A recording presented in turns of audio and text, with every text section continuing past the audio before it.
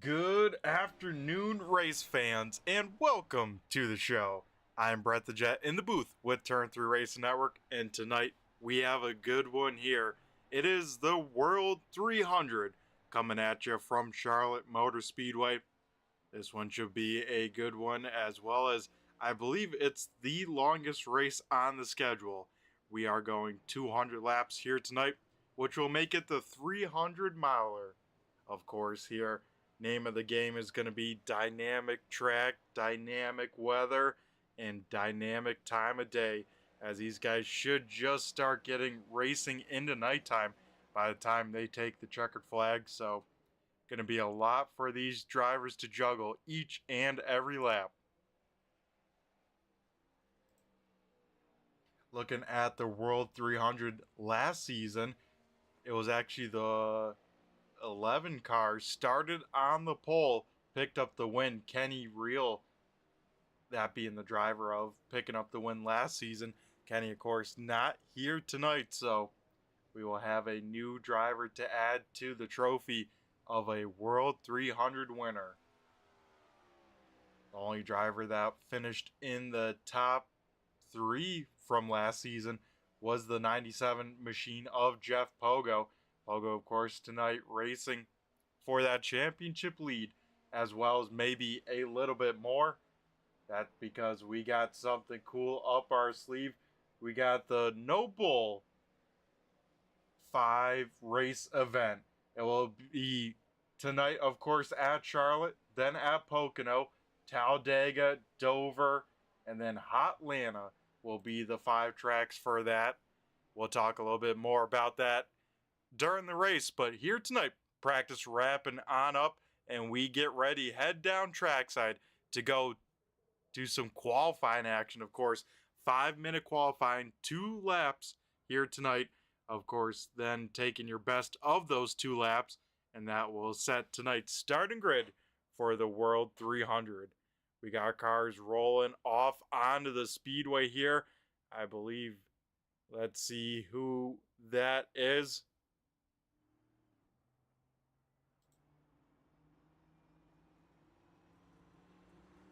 It looks like one of the first cars rolling here is the 88 machine of Dan Holcroft, so we'll see what Holcroft can do. Rocking, of course, the SVG scheme. That, of course, that number changing next year in the real life side of things, but we will see what Holcroft can do here. Gets it wound up here through 3 and 4. And Holcroft will come to the stripe. The 88 machine goes on the clock here tonight at Charlotte. This track very, very fast. I mean, it's amazing how much speed you can carry into the corners here at this track with the amount of banking. This, even for a mile and a half, this place is very, very fast. So it's going to keep these drivers here tonight on their toes each and every lap. As Holcroft here comes to the stripe, lap number 1 in the books for the 88 machine. He will go to the quick time so far, a 29.74 for the 88. Jeff Pogo now knocks that down with a 29.48, a great lap from the 97 machine so far. 8 cars have taken a lap. Kip Easley there will slot into P number 2. We'll now see what Holcroft can do here on his final lap. A little bit higher there through 3 and 4. We'll see if that hurts him. If he's able to go faster here, lap number 2, he will cross the stripe. And it looks like he will go slow at 30.08 for lap number 2 for the 88 machine. Now we take a look here at the BG Graphix number 1 machine. This is Brandon Guerin out here.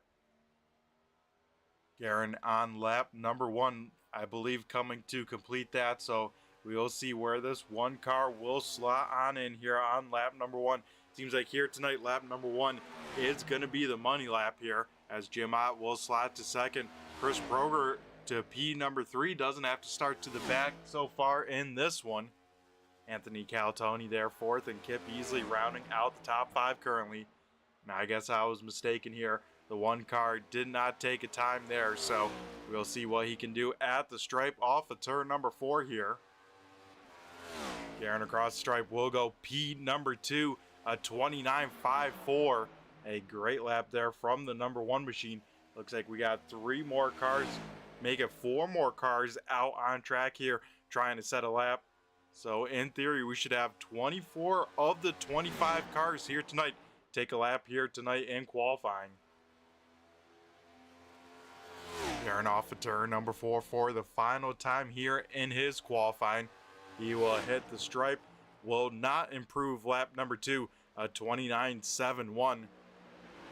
But he will, in fact, still stay on the front row. We will see if that will be the case, as now we take a look at the 60 machine. This is John Higman. Higman here in the Kinetic number 60 off of turn number 4, I believe, for his first time lap. We'll see where this Ford Mustang will slot on in.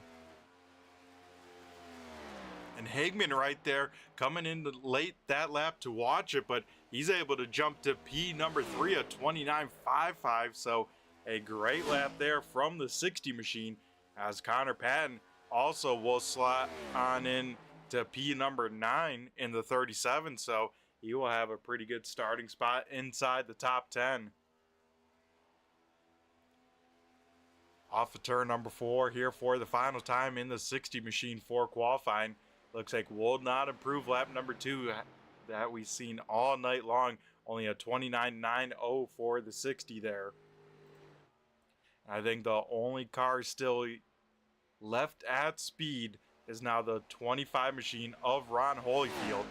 Holyfield here off of turn number 4. Lap number 1 was a 30.24. Looking to improve on that here. Lap number 2, he does so. Will it jump up to a 29.83 for the 25? So it looks like that will set our grid here tonight. And it looks like, I believe for the first time this season, Jeff Pogo is going to walk away here with the Riptide Radio Pole Award here at the World 300. So congrats to that to Jeff, and yeah, he will have the best seat in the house, that is leading the green flag on the front row here tonight. And speaking about the grid, let's go through tonight's starting lineup here for the World 300.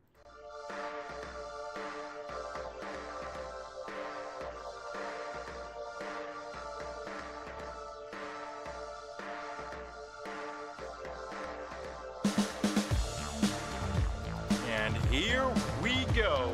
Tonight's starting lineup will look like the following. Jeff Pogo in the 97 machine will lead the field to the green flag. To his outside will be his teammate, the 1 car of Brandon Guerin. Then rolling off P number 3, that will be the 60 machine of John Higman. Then in P number 4 will be car number 4. That is Jim Ott piloting the number 4 here tonight. Rounding out the top 5, that will be the 17 of Chris Proger. Rolling off 6th here will be Anthony Calatoni there in the 10 machine. Tyler Bellinger in the 99 will start in 7th. Kip Easley in the 8 car will start P number 8. And then Connor Patton in the 37 will start 9th. Rounding out the top 10, that will be Johnny Barker in the number 6. Rob Lowell in the 21 machine, he will roll off P number 11, and starting in 12th will be Mike Pardusky in the 36 machine. Picking up from there, starting in 13th, that will be the 88 of Dan Holcroft. Rolling off 14th is Aiden Tatro in the 24. Starting 15th is the 2-car Nick Larson. 16th will be Cody Meadows in the 19. Seth Morrison in the 5-car will start 17th, 18th, going to Joe Hudson in the 23. Tanner White in the 69 will roll off 19th, and rounding out the top 20 will be Ron Holyfield in the 25. 21st will be Devin McCaffrey. Starting in 22nd is Steve Ritter. 23rd will be Ariba Caton. 24th going to Eli Raposa. And then starting shotgun on the field will be the 77 of Kevin Roy. So that would do it here tonight for the starting lineup. As the field is pacing, we're getting ready to rock and roll, turn them on loose.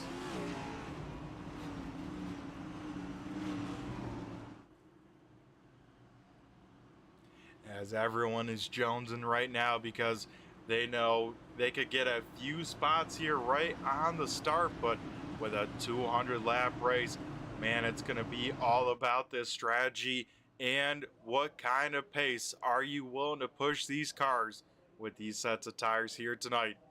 100% fuel, 3 sets of tires over the wall as these guys get ready to rock and roll. The iRacing pace car heads down pit road, and it is Jeff Pogo leading the field to the green flag. Pogo on the loud pedal, and we go green flag racing here at Charlotte.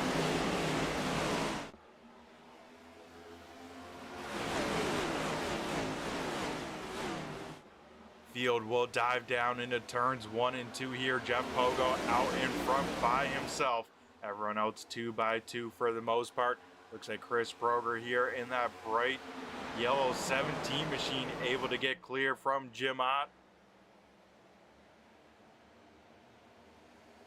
So lap number 1 here quickly already in the books. These cars, of course, flying on around tonight. These laps will go by pretty quick here, but 200 laps, so these drivers still have to take care of their car, take care of those drivers around you. You would hate to make an enemy here at the beginning. As contact here going into turn number 3, we got still cars sideways. Do they hang on to it? No, they don't. 3 of them into the outside wall here on lap number 2. And that will slow down the field for the first time here tonight.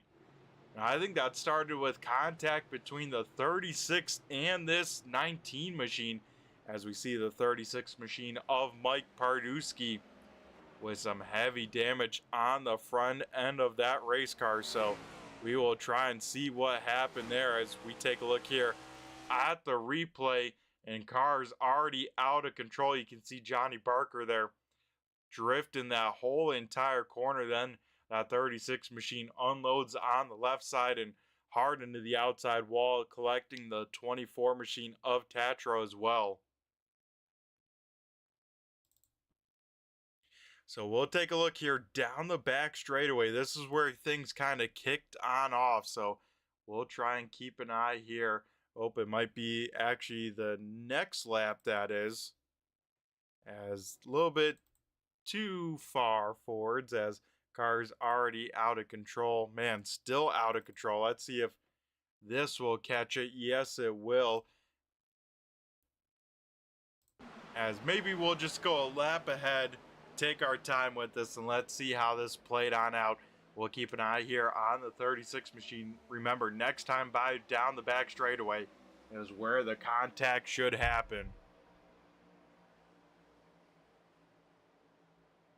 So we can see the 19 machine of Cody Meadows there gets a great run down the back straightaway, gets a run, pulls to the inside of the 36, and then maybe some side drafting gone wrong as he gets into the left rear there. Johnny Barker tries to avoid that, is what got that car sideways.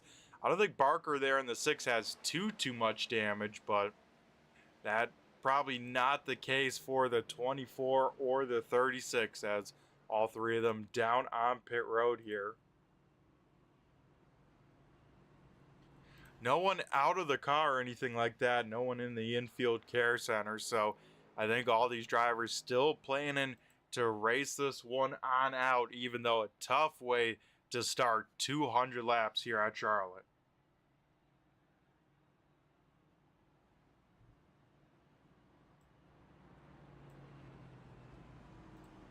Come on. Go green flag racing here by himself. Everyone still have to take care of their car.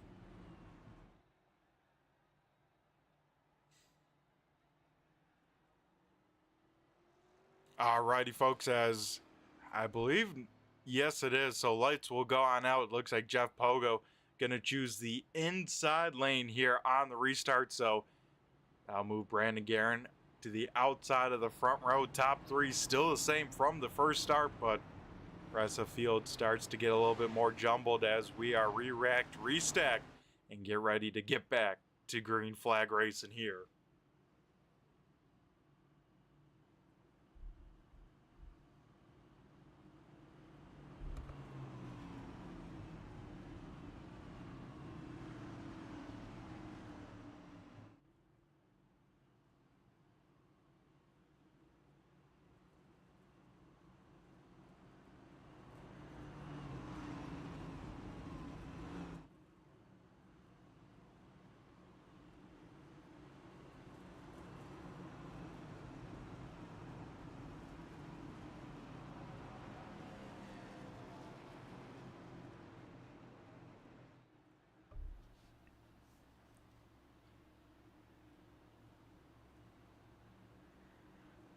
So it's still the same top five that we had 5 laps ago. Only difference being Chris Proger and Jim Ott swapping positions, as here we go. iRacing pace car down on pit road. And Jeff Pogo can go any time inside this restart box. It looks like that time will go a little bit later in it. And with that, the field stays 2 by 2 all throughout it as they go into turn number 1 here. Guerin up top in lane kind of 3 up there, trying to build up that momentum, trying to build a run. Pogo will go down the back straightaway, give the 1 car some draft. But here comes John Higman. He'll look to the inside of the 1. Guerin, though, will drive it in there deep, will be able to clear the 60. Now here comes Chris Proger on the top side. Proger had a great run there through 3 and 4, had a great exit speed, and able to get to the outside of the 60 machine. And Chris Proger up to P number 2. Excuse me, P number 3 that is. Will set his sights on P number 2. As now here comes Anthony Calatoni, going to try and do that same exact move here. And I got to wonder, is it too early to try and start running that top side? I mean, this first run, this track will be the most abrasive it will be all night, because it has the least amount of rubber put down on it. So I think run number 1 is definitely the time you want to take care of your stuff. And then kind of runs 3 and maybe 4, that's when you can really kind of push it and try different lanes here, as Chris Proger able to get clear. So the 17 machine quickly on the move here tonight. He is up to P number 2, going to try and run down our race leader. Right behind them here, Calatoni has yet to clear the 60. Right behind them, 3 wide. As man, Cody Meadows once again starting deep in a field. He is kind of struggled in qualifying, it seems, and he was the one that forced that 3 wide move. We'll get back to the inside of Ott. Out there, he kind of saw shade down the back straightaway, and then some contact through the tri-oval. So Ott maybe not too happy with the 19. And like I said, a long race here tonight. You do not want to make enemies at the beginning of this one.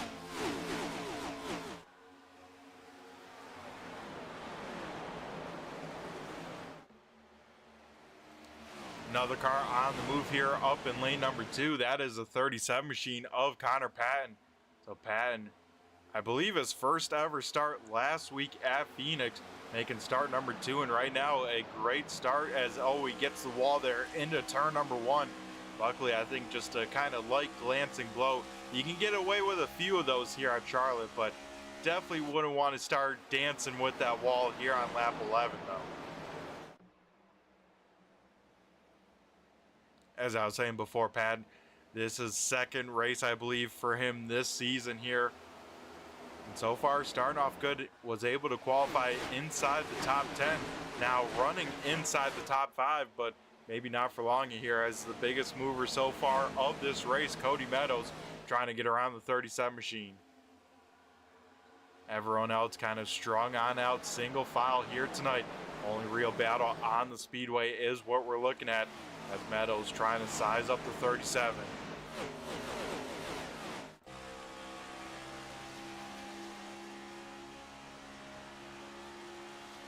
right on board with Connor Patton here, looking back at the 19 machine of Meadows.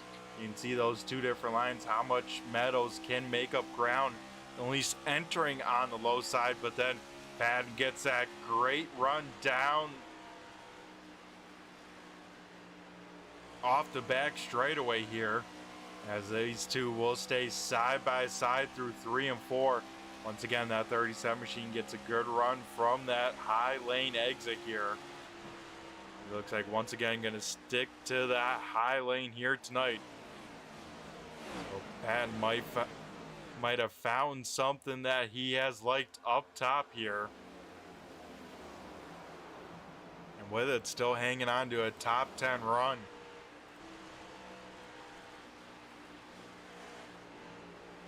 Further on back here, battle for position here as Eli Raposa trying to work around the 30 machine of Ariba Caton. Caton down low, Raposa up top. Raposa gonna get clear by the time they get to turn number 1. So this 46 machine started deep in the field, 24th, and up into the top 20 here, running in the 18th position. As right behind them, Seth Morrison going to try and get around the 30 as well. That push light number 5 going to be able to do so. So that'll move him back into the top 20 here once again.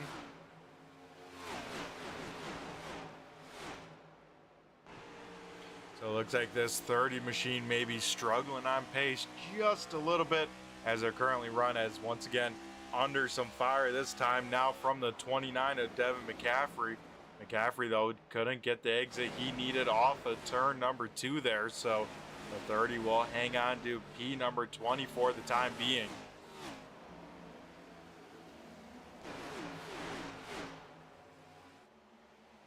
Further up to the front here, Kip Easley now works around the 60 machine, so not sure if John Higman having an issue or what's going on with the 60, or maybe really minding that race pace, and he could be turning it up later here tonight, but he has fallen down quite a few positions, may lose another here to the 99. That is Tyler Bellinger.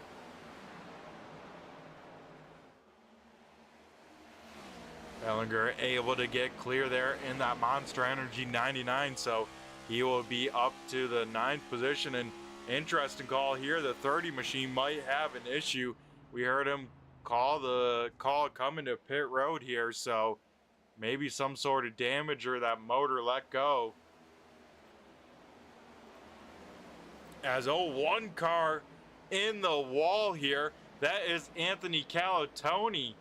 Calatoni here, will get clobbered by the 46 machine of Eli Raposa, and that will finally bring out the caution flag here.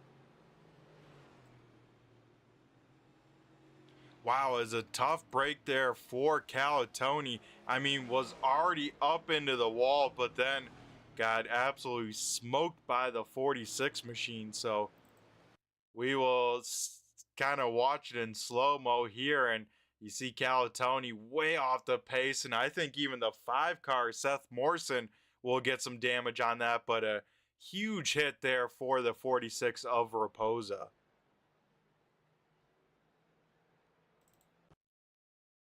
As we take a look here, here's what happened to start the incident.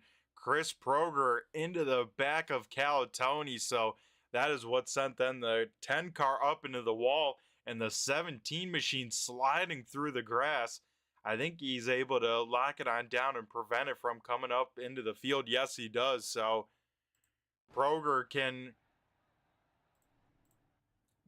survive till another time here, but will lose all of his track position.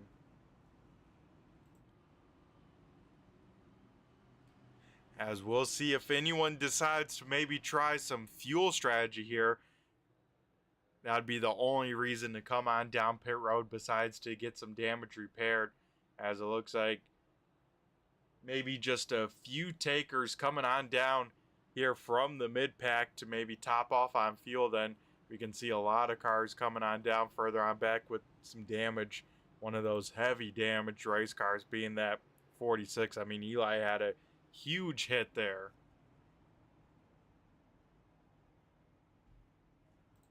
So second caution flag of the evening here. And I think with that, we get a little bit of a chance to kind of chat about something kind of cool that is being worked on here. And that is the No Bull 5 events. So as you can see up on our screen here tonight, 5 drivers are racing for $20. This will happen 4 other times besides tonight. Those 5 drivers being Jeff Pogo, Johnny Barker, Rob Lowell, Eli Raposa, who was just involved in that incident, and then the last one being Brandon Guerin. So those 5 drivers all racing for a little bit extra incentive in 5 events. And of course, one of those events being here tonight at Charlotte. So if one of those drivers do win, they are able to walk away with $20 in their pocket. And right now, 2 of those drivers looking very, very good. That being the 97 machine of Jeff Pogo, as well as the 1 car of Brandon Guerin. Those 2 have been P1 and P2 all night long. We'll see if they can continue that here as we get ready for our second restart of the evening.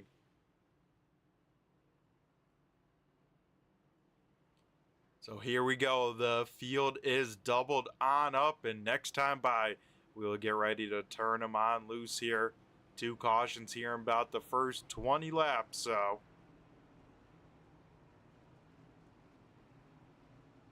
So far out in front, though, Jeff Pogo has led every lap here tonight. We'll try and keep that alive here as we head back to green flag. Top 5 being Pogo, Guerin, Meadows, Patton, and then Ott.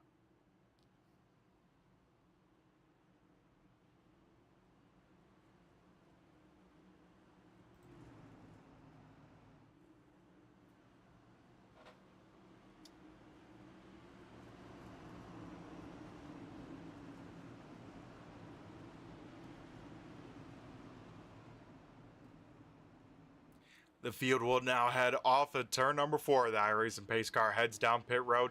And now Jeff Pogo in control of the restart.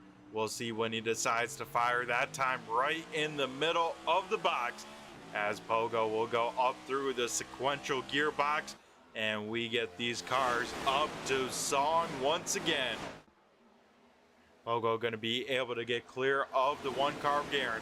Down the back straightaway they will come. Once again, we see Pogo slide up against the wall, give the 1 car some draft. Side by side for second here as Guerin gonna have the muscle up top. Cody Meadows, though, a great middle of the corner there. You kind of saw Meadows get a little bit loose. That car had to kind of save it there. But Meadows, like I said, gets a good run through the middle, able to stay even with the 1. Side by side down the back straightaway once again, dead even for P number 2 as Meadows continues to work that inside lane. Going to try and put those left side tires right on the paint there, about maybe a foot off that time. But man, I tell you what, here at Charlotte, if he can put those lefts on the paint here and hit it just right, man, does it rotate the car very, very nicely. As we see off at turn number 4, the 1 car of Guerin able to get clear. Further on back here, the 99 of Tyler Bellinger. Bellinger still working his way up through the field here, just outside of the top 5 as he works over the 37 machine of Connor Patton. And then right in front of them, the 4 car of Jim Ott. So Ott has to be a little bit careful here, make sure he doesn't get swallowed up by one of these 2 drivers.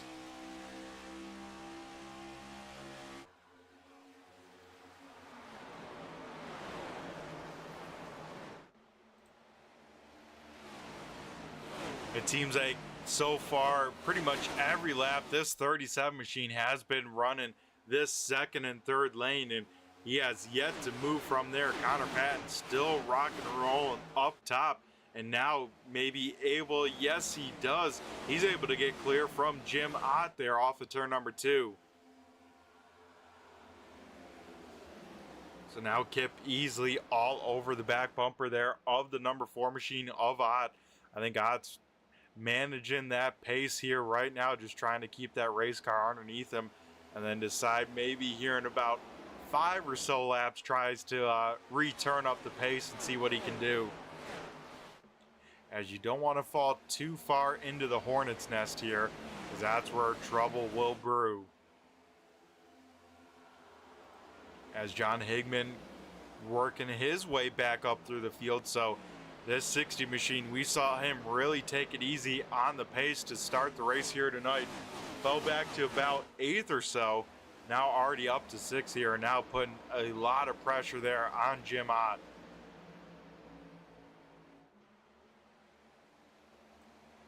Ott, though, gets to the inside of the 37 machine. I think a mistake maybe there from Connor Patton, but Patton going to be able to keep the momentum on up with that second lane here tonight.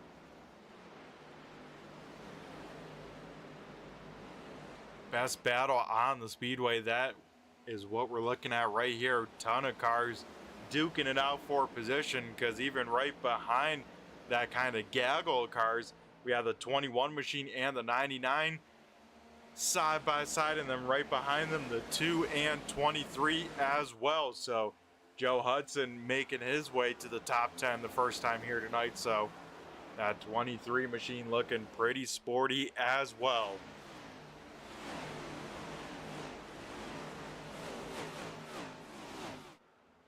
Oh, as big trouble down the front straightaway. Jim Ott around Kip easily. Johnny Barker, same with John Higman. Oh man, there is calamity all over and some more, as Steve Ritter will be a late addition to that one. Wow, the big one strikes here at Charlotte, and there is a lot of cars involved in this one. So we will take a look here, see what started it, and it looks like contact between the 60 and the 4. That will start things on off, and then everyone will try and get on through. Nick Larson with a lot of damage. I think Tyler Bellinger might have a little bit of damage there in the 69, but Johnny Barker, man, a huge hit there for the 29 machine to the outside wall. The 88 as well as Dan Holcroft involved, and man, a lot of tore up race cars here, as contact with the 60 and the 4 will kick off a lot of calamity. As yeah, let's try and take a look here, see what happened to the 99 machine, because I heard some radio chatter after the incident here, as it looks like he will be able to shoot the gap, get clear here. And then just slight contact between the 99 and the 21. And I think, does Tyler keep it off of the wall, keep it off of the cars? We'll slide on up and right in front of the 23 machine of Joe Hudson. So both those cars will be involved in the damage report as well. As, yeah, it's going to be a very, very busy pit road here. A lot of cars with damage from that one, as caution number 3 right around lap 30, and it was a big one there.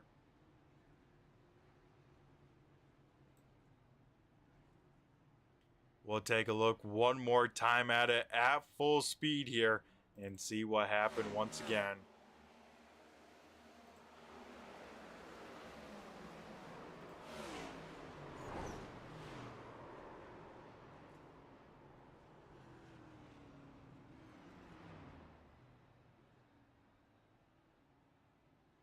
Also, I didn't really catch it there. The 25 machine over on Holyfield sliding into the infield grass there. So, like I said, I want to say more than half of the field involved in that one. But if you're up inside the top 5 for the most part, you were likely all right there, as yeah, a lot of people involved in that. And I think maybe one of the big beneficiaries from that involved in the second caution of the night, the 17 machine of Chris Proger. Proger now up back into the top 10 here and back up to P number 7.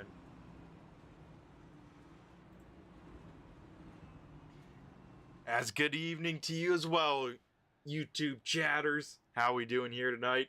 And you can see we have a fan of Jeff Pogo out here cheering on the 97. And I tell you what, it has been a great start for this 97. Qualified on the pole, has led every lap so far here tonight. Had some challenges a little bit from the 19 machine of Cody Meadows, but right now Jeff Pogo has yet to really engage in some wheel-to-wheel combat. The worst he's got to deal with is just timing out these restart rights, and that's what he's going to have to do once again for the third time here tonight as the lights go out around the Charlotte Motor Speedway and we get ready to go back green flag racing. Still a $165 left in this one here, so still a lot of racing, and even if your favorite driver may be involved in that one, still a lot of time left to get some damage repaired as well as get back into this thing by the end of it.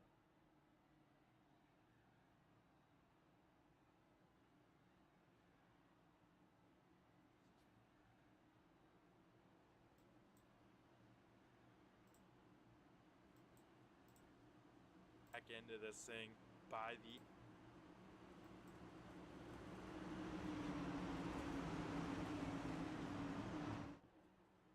Here we go once again. iRacing pace car down on pit road.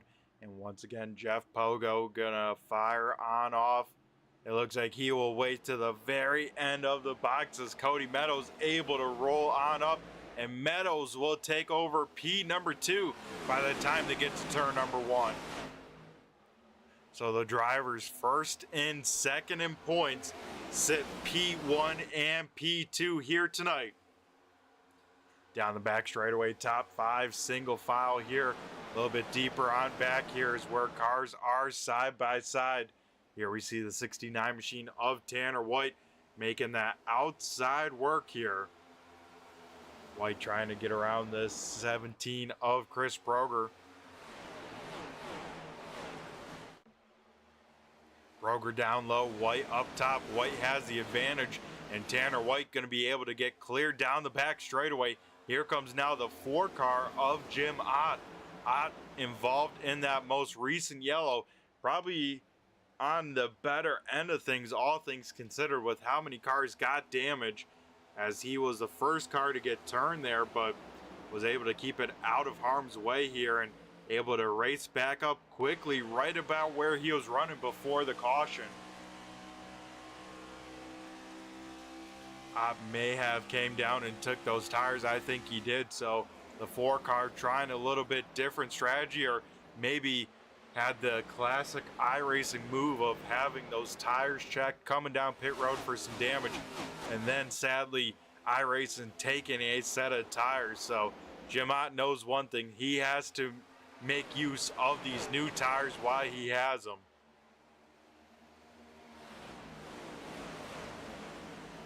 As Rob Lowell now has raced up into a podium spot, now under fire from those new tires of Jim Ott.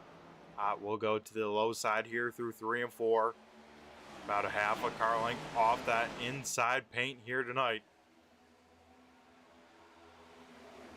Further on back, that 69 and 17, that battle yet from over, as Chris Proger back to the inside of the 69.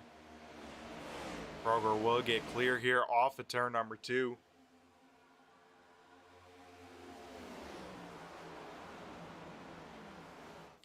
As contact there, as well as Cody Meadows a little bit off the pace here.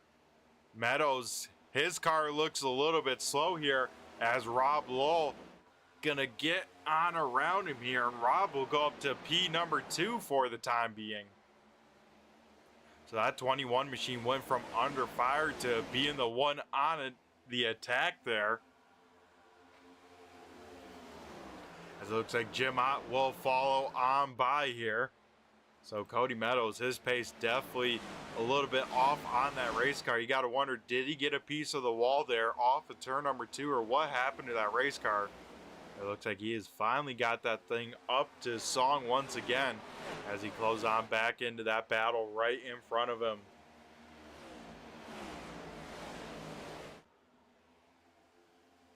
Jim Ott, Rob Lowe side by side. Rob down low. This time Jim Ott will follow him on down there. Ott will be able to run that inside lane a little bit longer. We'll get the run off the corner and to the inside of that 21. I say let's ride on board here with Jim Ott, see what he is seeing from his front dash.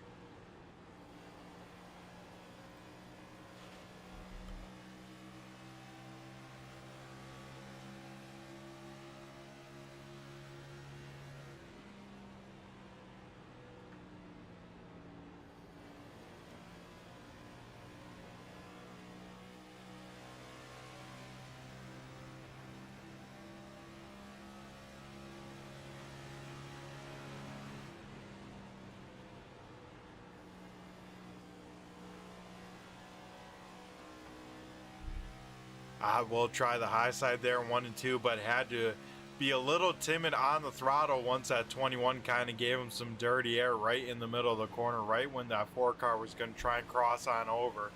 Here though, off of turn number 4, that 4 car should have the advantage and should be able to get clear. Yes, he does by the time they get to turn number 1.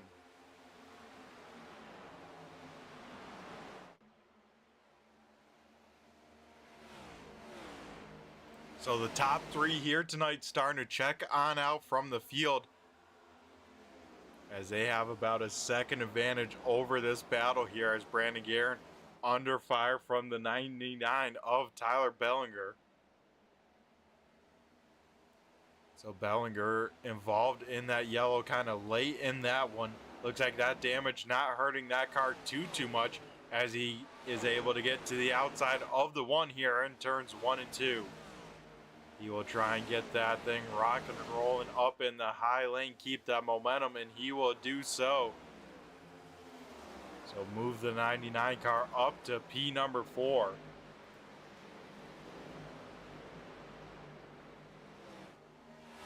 Just behind them here, Johnny Barker making his way back up through the field here tonight.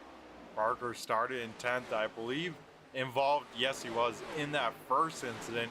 Since then, trying to rebound up through the field. It looks like they got that 6 car pretty well repaired here as he tries to get that 7th position away.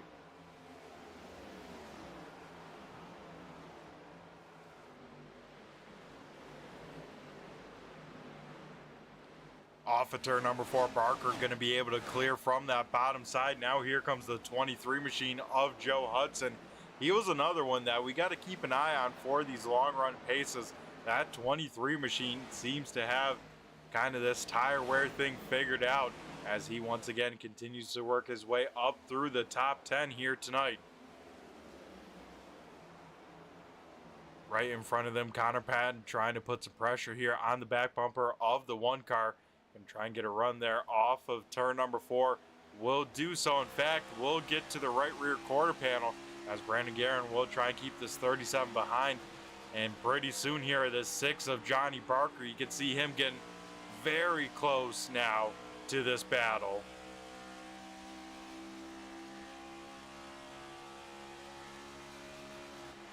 As I say, let's ride on board with Brandon Guerin looking on back for a lap or 2 here tonight at Charlotte.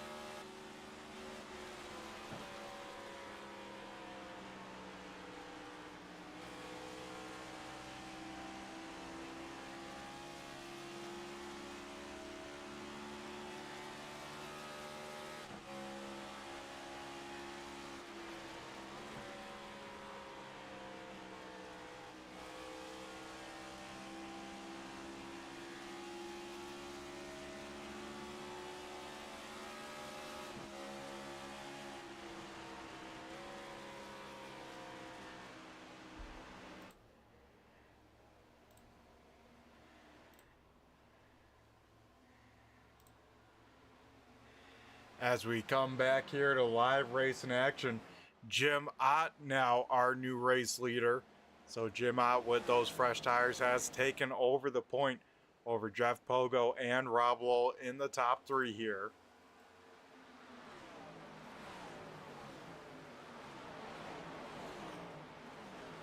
Just as we went away there, Joe Hudson able to get on around, so Hudson will march up to P number 7 here currently, in quarter of the way through tonight's racing events as well.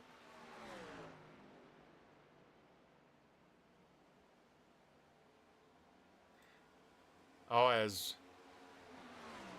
a little bit of a sketchy moment there for Johnny Barker off of turn number 2. Had to cut to the low side, I think, of the lapper there and almost made contact with him, but Barker won't lose any positions, but more importantly, won't damage that 6 car anymore here tonight so far.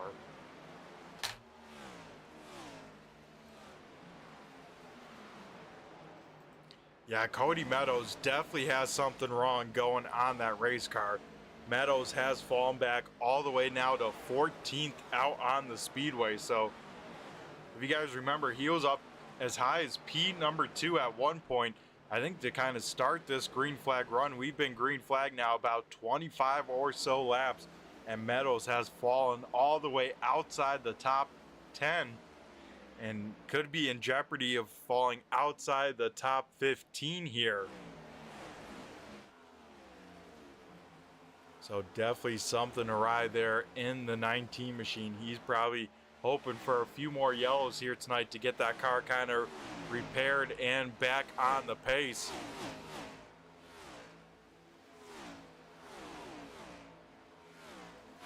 As speaking about some pace, Johnny Barker on some of the best here tonight right now. Last time by was a 30.58.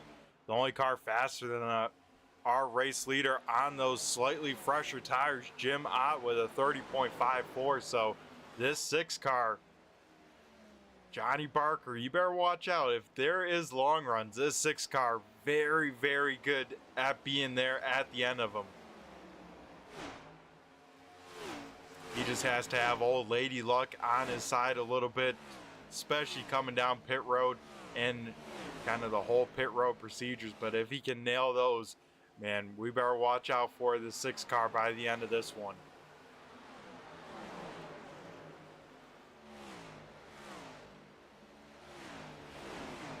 As Johnny Barker now works to the inside of Tyler Bellinger.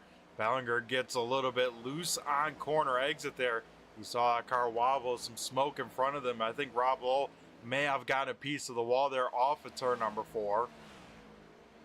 But Barker able to wrap that inside paint, able to get clear of the 99 machine. So Barker up to P number 4, the best he has been here tonight.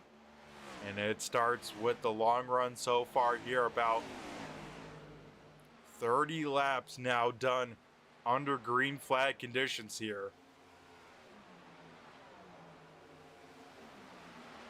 And the pit window will start to open on up for most of the field in about 10 to 20 or so laps.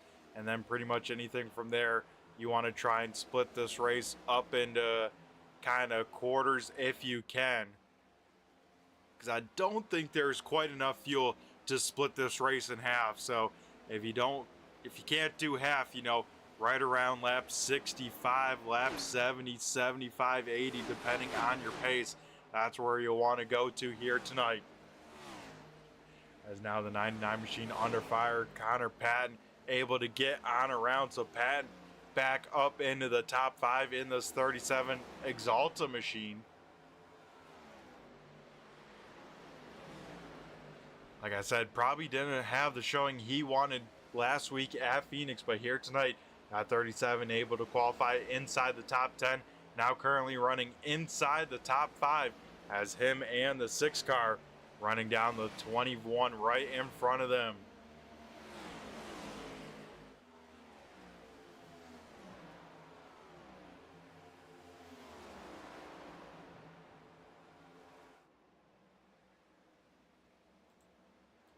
Also starting to get on the move here towards the back of this kind of 5-car pack here. Joe Hudson is starting to close up on the cars in front of him. So let's look at what Hudson is seeing with the helmet cam here tonight on board the 23 machine.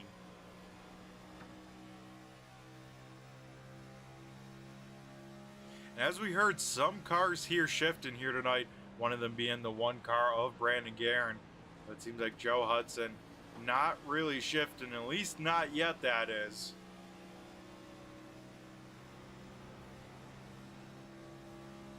As right in front of them, Johnny Barker and his teammate Rob Lowell go side by side. Those two drivers both in contention to the No Bull 5 presented by BG Graphix. So they got a lot of race for, because they are racing with the guy that sits P number 2 here, Jeff Pogo, right now currently the best of those cars. But 3 out of the top 5 are part of it.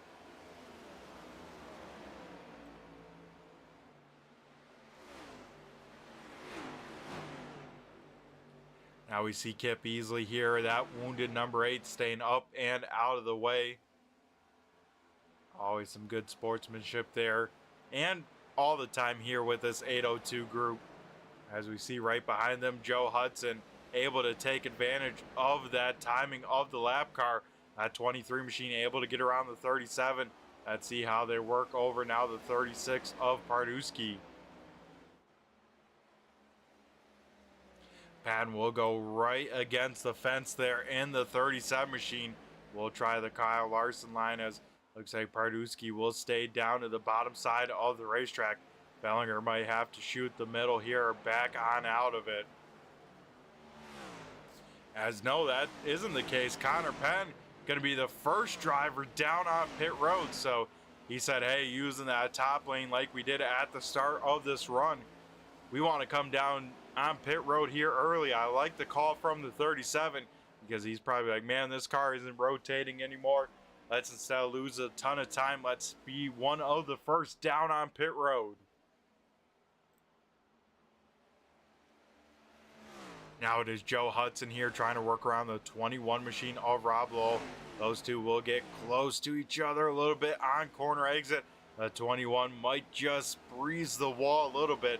But as you can tell, the sun starting to go down here at Charlotte. This track starting to become more under the shade of the grandstands, at least down the front straightaway and into turn number 1. So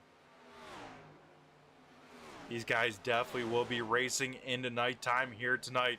As we take a look here, Hudson still putting the pressure on the 21 here.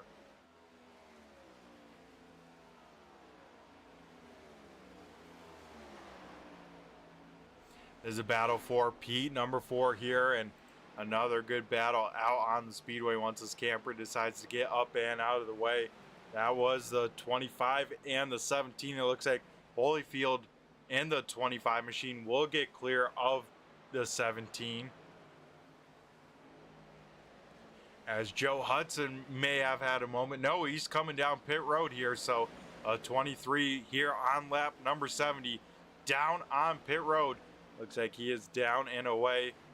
I think good on speed. We saw that right front kind of lock on up for a second, but we'll keep an eye, make sure that there's no pit road penalty. But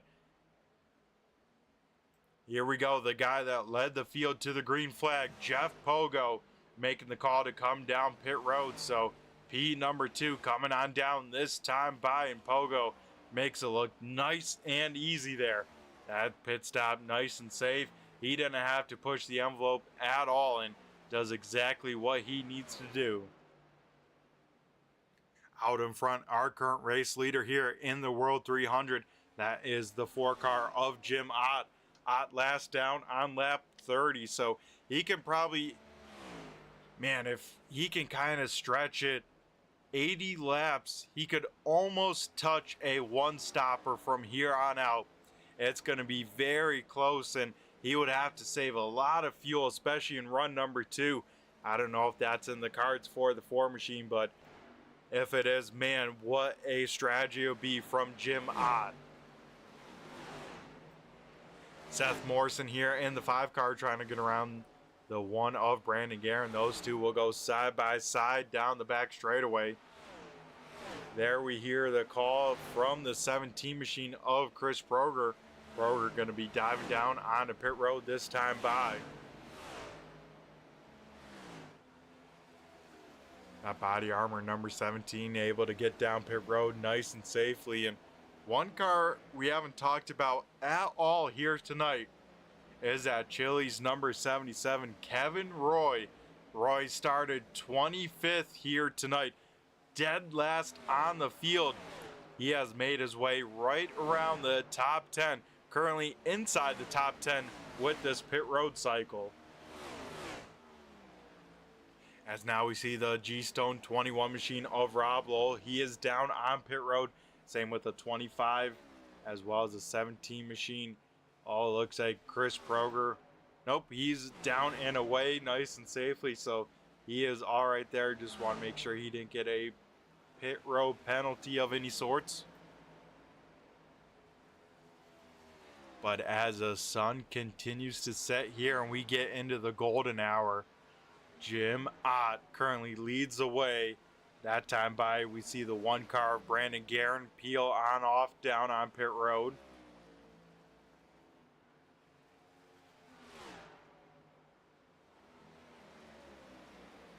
Rob Lowe with kind of a slow stop there from the 21 machine, so not sure what happened. We'll lose a few seconds down on pit road, but looks like no penalty or anything, kind of race ending.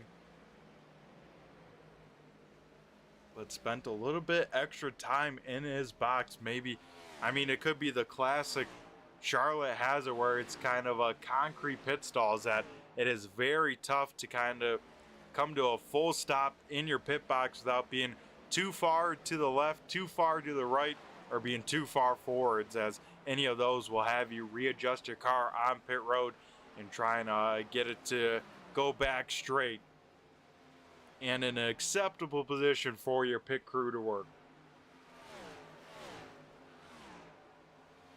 As we can see here, Jim Ott has some lap cars in front of him. Ron Holyfield right in front of him. He's on new tires, so that yellow 25 machine should be able to drive away from the 4. Sadly, won't be the case for the 88 of Dan Holcroft with still a lot of front end damage. Johnny Barker, one of those cars with some great late race pace. He is going to ride this tire set out till that fuel load is empty, as last time by he was able to match on the pace.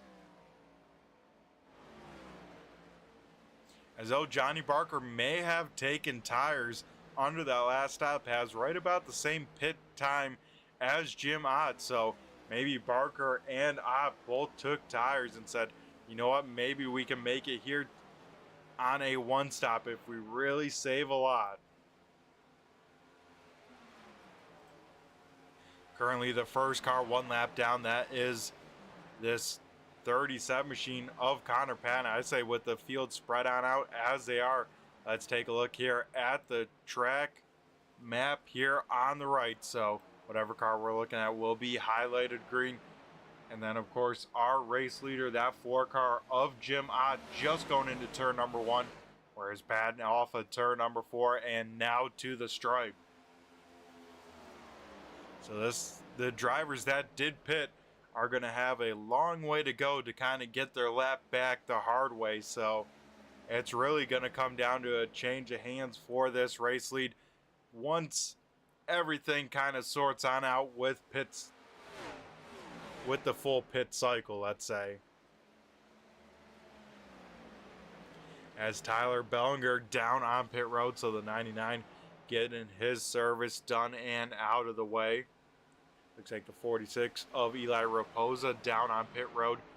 Same with the 77 as well as the 61. So all 3 of these cars down and on pit road. So now that leaves just about 3 cars yet to pit.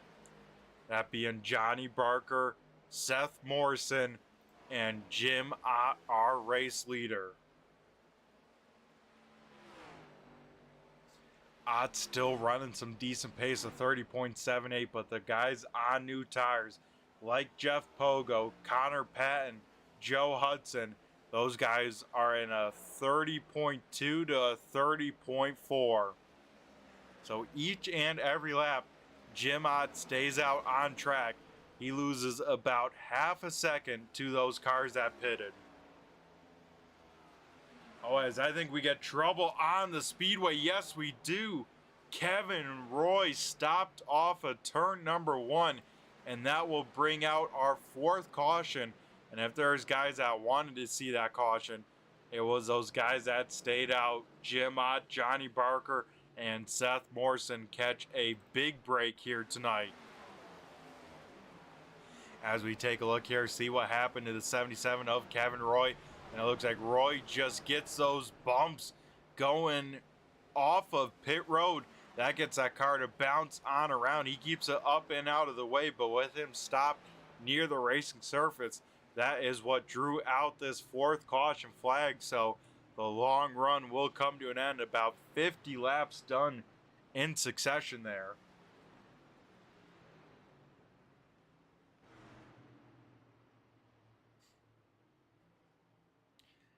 As the lights have clicked on here at Charlotte, so the sun continues to set now. The track lights are on. Same with the pace car lights, because we are under our 4th caution of the evening, as this will allow Jim Ott, Johnny Barker, and Seth Morrison to come on down. Connor Patton going to be the lucky dog, and then everyone else that was trapped 1 lap down will have to wait for the wave around.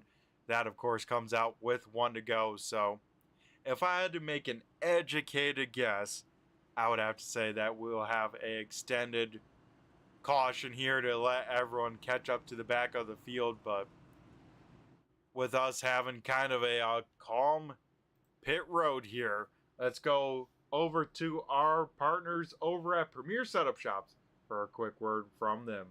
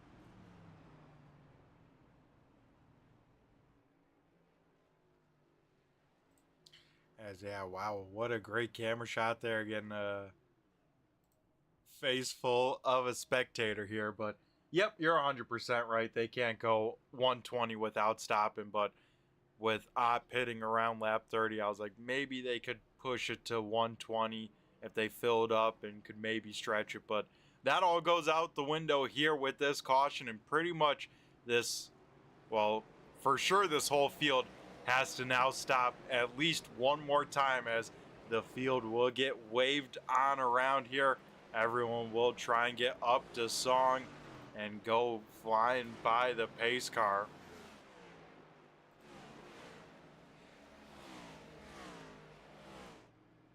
But it will be a new top 5 for this restart here tonight. It will be Jim Ott in control of the start. Johnny Barker to his outside. Seth Morrison in P number 3. Connor Patton in P number 4. And I think when they get back up to the field here, Jeff Pogo will be in the 5th position.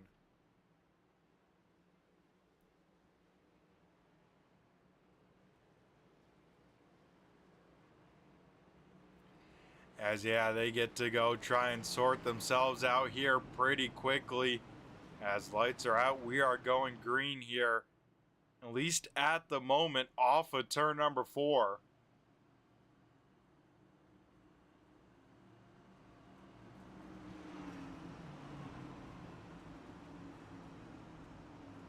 As yeah, that would be the case. iRacing pace car heads down pit road, and Jim Ott gonna fire off right at the start of the restart zone, and we head back to green flag racing here at Charlotte now under the lights. Jeff Pogo gonna be stuck back deep in the field here.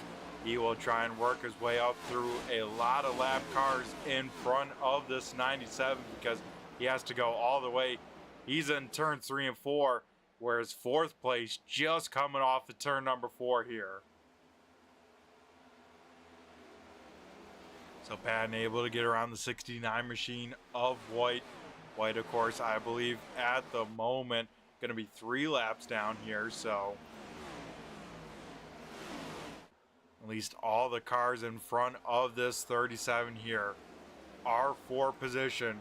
Pogo has made his way up through that pack here. He's in some clean air now, has to kind of just run down 2 cars, and then he'll be battling 4 cars for position.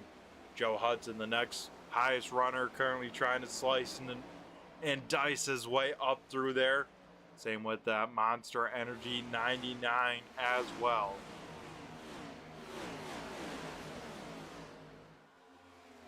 So it looks like with that ill-handling race car here, Cody Meadows will be the lucky dog.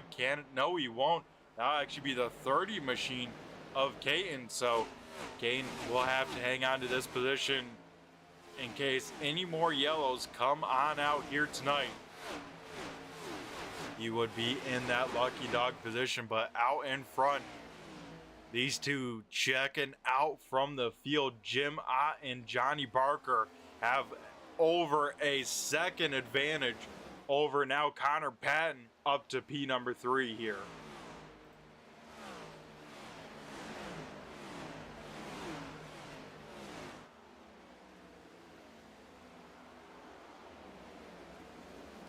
As Brandon Guerin back into the top 10 here tonight, that one car able to now try and track down the 21 machine right in front of him. That 21 in a battle here with Chris Proger, so those two will go side by side for the 8th position. We'll drive it in there deep. We'll be able to get clear of the 17. About a lap advantage for the 21 here on his tires, so we'll see if that makes a big difference or not. But the driver with the kind of at the worst tire disadvantage, that being the first driver down on pit road, this 37 machine of Connor Patton. Patton last down on lap 66, so he's going to approach here 30 laps on these tires already.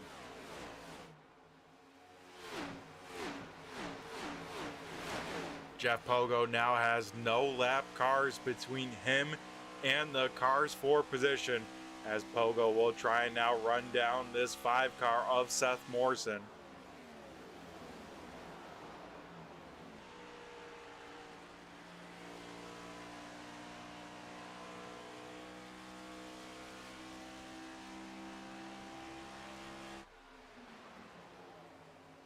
So if these drivers haven't felt this track already changing underneath them with the sun setting, they are definitely feeling it now. As the sun completely off this racetrack, this track's going to continue to cool as well as continue to take rubber. So we could see some flying lap times by the end of it. And it's going to really come down to who's going to be the first really willing to experiment maybe with different lines and different choices. And the big thing, of course, with that is that race pace here. Who will be the best on that to keep a long run car underneath them? Here right behind Jeff Pogo, we got a battle for the 6th position here as Joe Hudson puts a lot of pressure there on the 99 of Bellinger. Bellinger will hold off the attack for this time by at least. As we start to get very, very close here tonight to that cross flags point. The top two now over a 2-second advantage. You can see the rest of the field further on back, but Ott and Barker in their own zip code currently.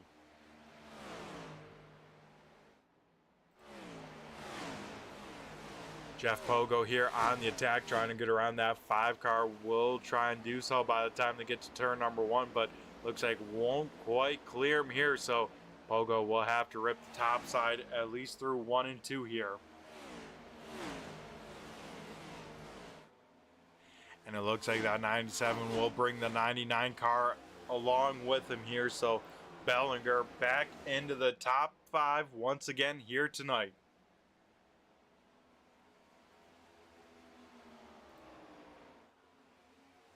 Johnny Barker has kept Jim honest this whole entire run here. These two have been, I think, not separated by more than about 5 car lengths. Currently about 2 car length separation between first and second.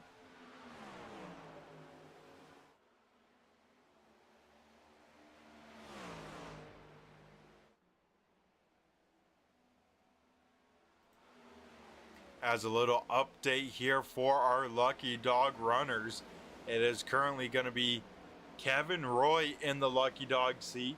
He is currently running in the 12th position, but he has to hold off the 19 machine of Cody Meadows.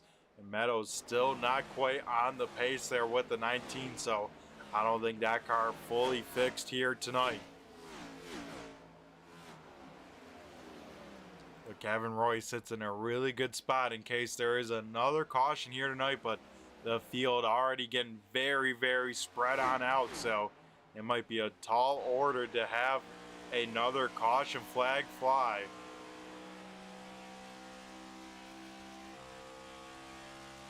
As Jim Ott has stretched out that race lead over Johnny Barker.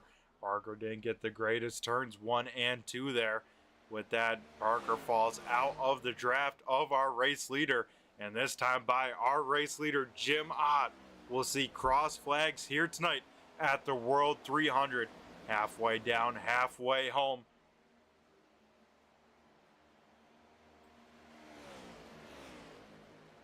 Battle for the 4th position starting to heat on up as these 2 cars has ran down Connor Patton a little bit. They have starting to get into a battle of their own, and of course being Jeff Pogo and Tyler Bellinger.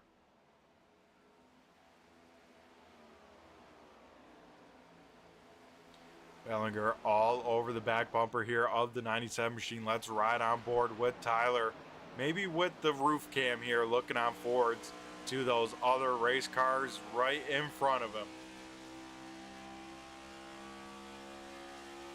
And as we can tell, this sky is starting to look dark here tonight as that sun almost fully set here in Charlotte.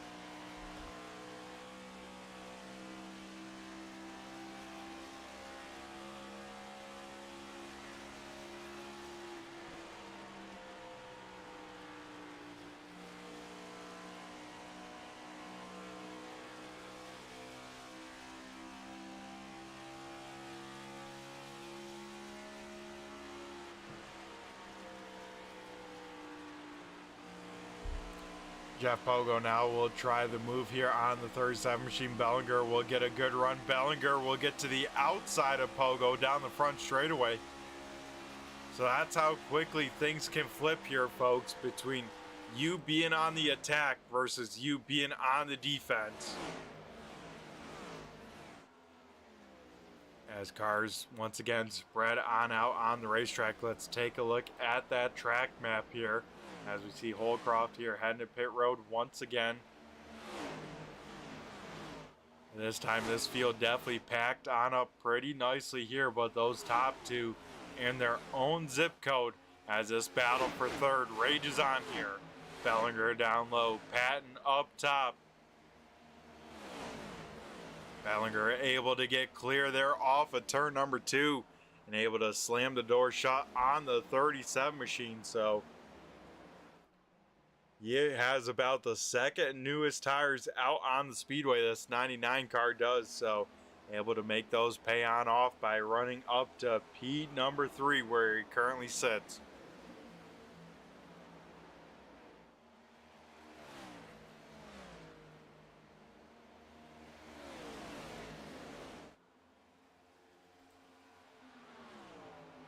Jim Ott, though, has stretched his legs on out to over a second advantage now over Johnny Barker. So Ott has found some really, really good race pace here tonight, as I think we actually got someone out of the infield care center here, and I think we can get a word here with the driver of the 36 machine. That will be Mike Pardusky here.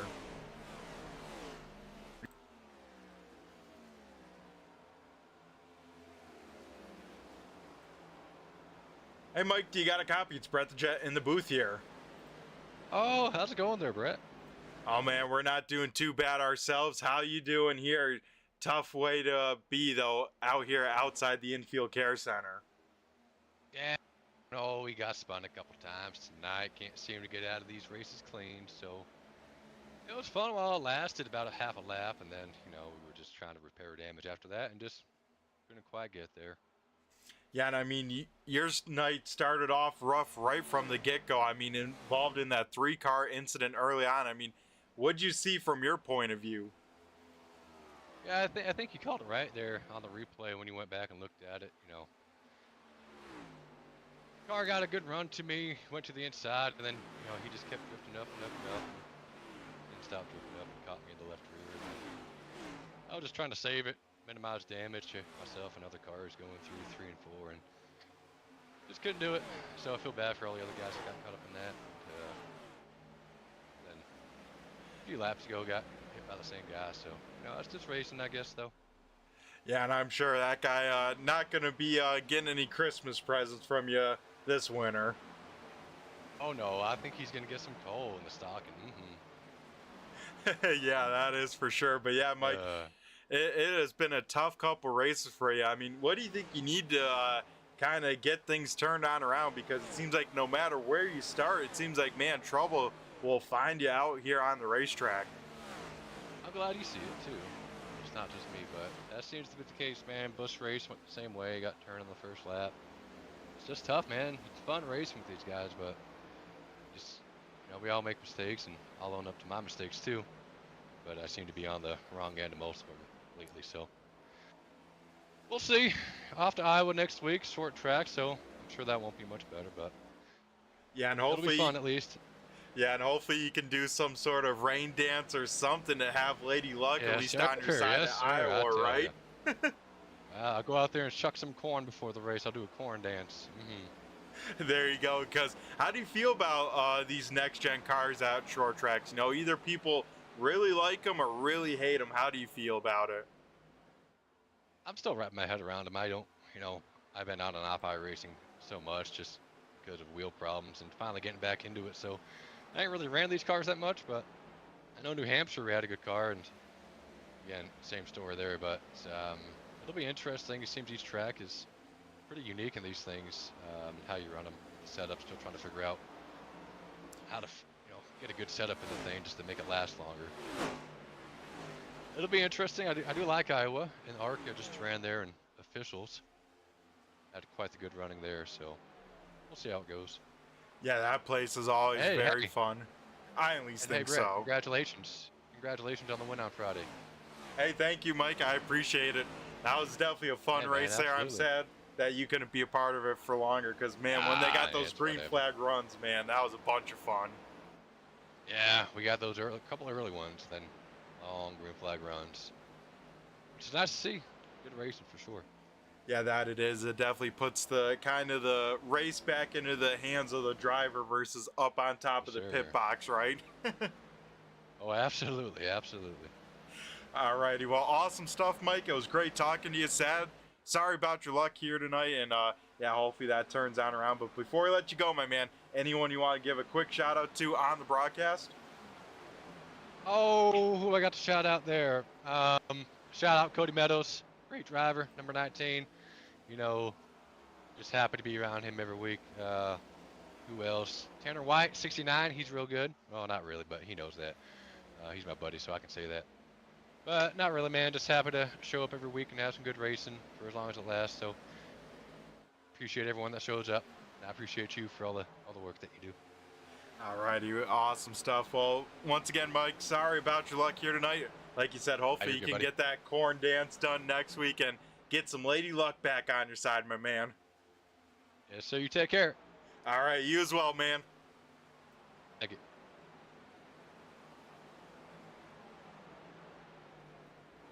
Alrighty, folks, that was the driver of the 36 machine, Mike Pardusky, done for the evening. Looks like we'll end up about 20th position. Out on track, though, we saw Joe Hudson get around Rob Lowell for the 6th position, as well as up front. No real changes. Connor Patton has been impressive here with these old tires. Actually still in front of Jeff Pogo. So that 37 machine still sits P number 4.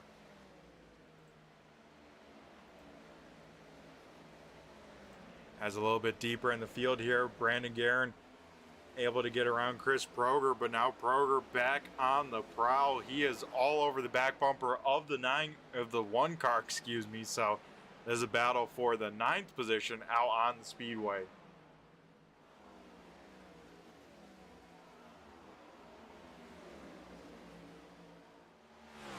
Proger will take a look here to the inside. Guerin will have that arc down to that bottom side, and you can see once that 17 machine gets that dirty air, that car just doesn't turn as well as he wants it to, and kind of has to then be a little hesitant on the throttle.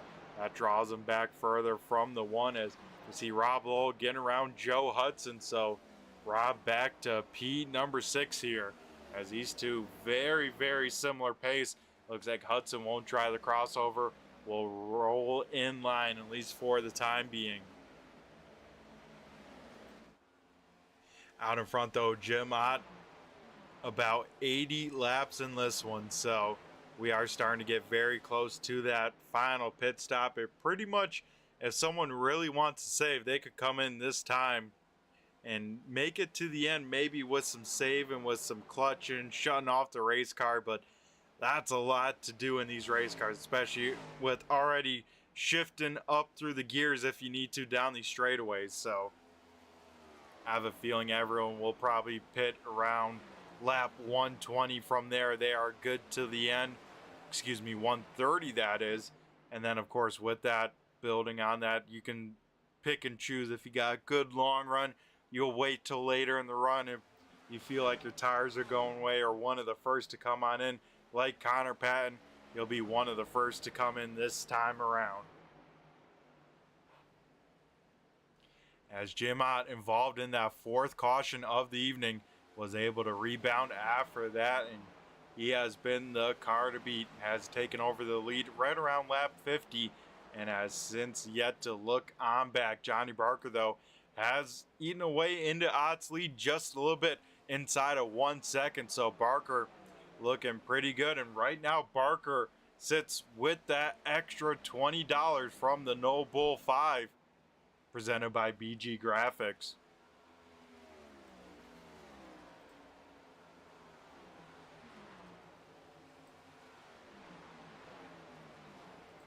Of course, the next race for that No Bull BG Graphix 5 is at Pocono.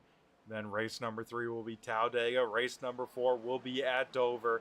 And then the final race of that kind of special series will conclude at Atlanta Motor Speedway.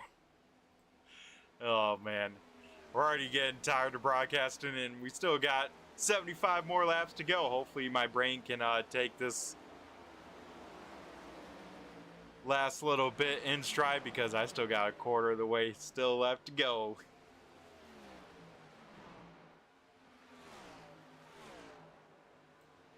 As Kevin Roy here, still in that lucky dog spot, has a big advantage there over the 30 and the 19 that he is battling with.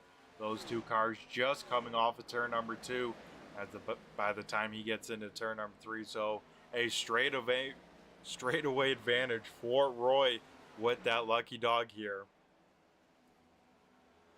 Last time by, it looks like the fastest car out on track was actually our third place driver, Tyler Bellinger, able to find some speed here. So he is looking pretty sporty. He's kind of on his own island here. Has still a long ways in front of him to Johnny Barker, about 2 seconds.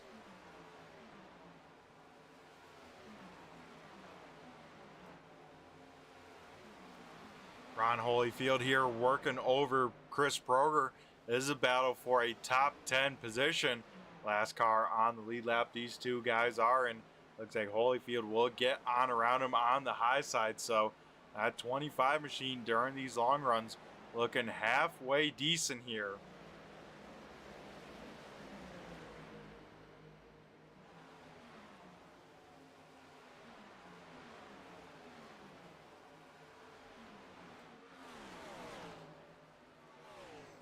As I say, we get a little kind of spread on out, a little bit lost in the sauce. Let's do a little turn 3, turn it up here tonight at the World 300. So I'll take a break from yapping and let the cars do the talking.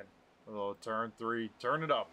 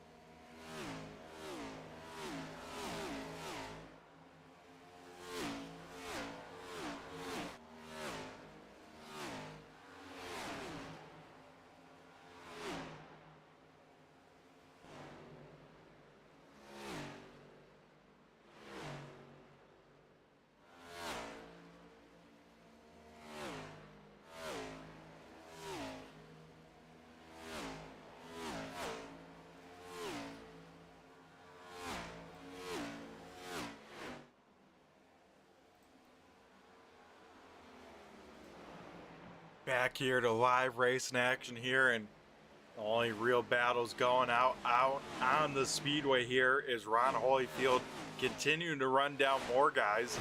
Next driver in his line of sight, that being the one car of Brandon Guerin. So Guerin's gonna have to try and go on the defense a little bit, and that's exactly what he does there in 1 and 2. We'll go up to that high side here.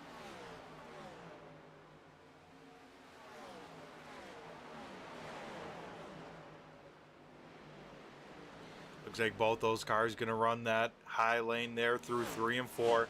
Is actually now allowing Chris Proger to get back into the battle as well.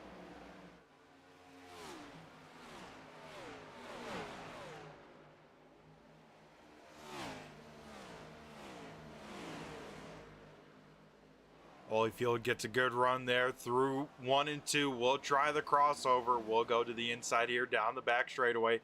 Side by side into turn 3. Those two right on top of each other.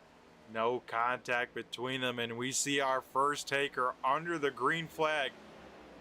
Connor Patton and Joe Hudson both down on pit road. Both those cars can make it to the end here. As Holyfield able to get on by. So move the 25 machine now up to P number 7. The next car yet to pit here, last pitted down on lap 70. That is the 97 machine of Jeff Pogo. So Pogo probably will be in these next couple of laps.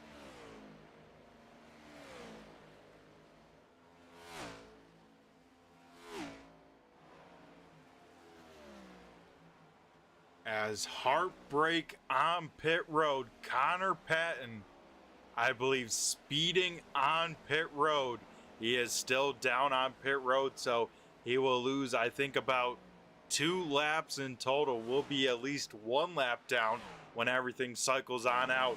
That time by, we see the 21 machine of Rob Lowe down on pit road, and he has problems. He has spun that car on pit road entry, so the 21 machine gonna be bleeding spots down on pit road here.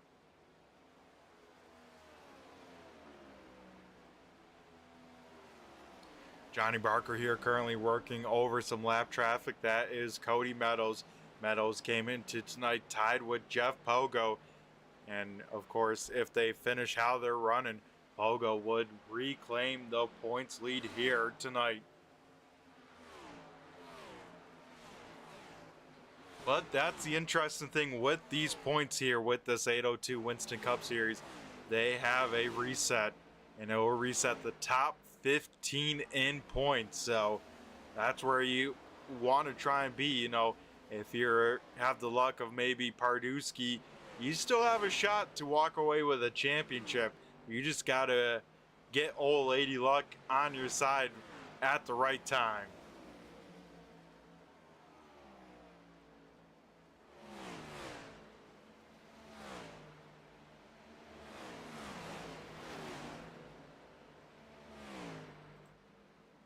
As it looks like the 21 machine of Rob Lowe does have some left front damage from that pit stop. And it looks like he will have to come back in to serve a penalty. So the night has gone from bad to worse here late in this one for the 21 crew.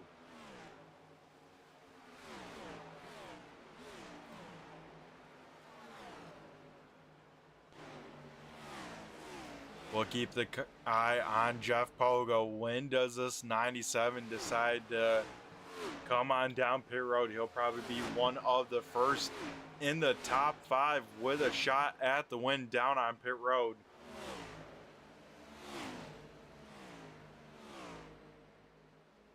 That is, of course, you know, if everything goes right with the pit stop, because these green flag pit stops can be very, very treacherous. We've seen now with multiple drivers under this most recent one. And here we go. Jeff Pogo down on pit road. Does he get this thing woed on up to that cone? Yes, he does. Nice and easy, nice and safe. That's exactly what Jeff Pogo needs to do. Now he has a chance to undercut, you know, Jim Ott, Johnny Barker, and this 99 car.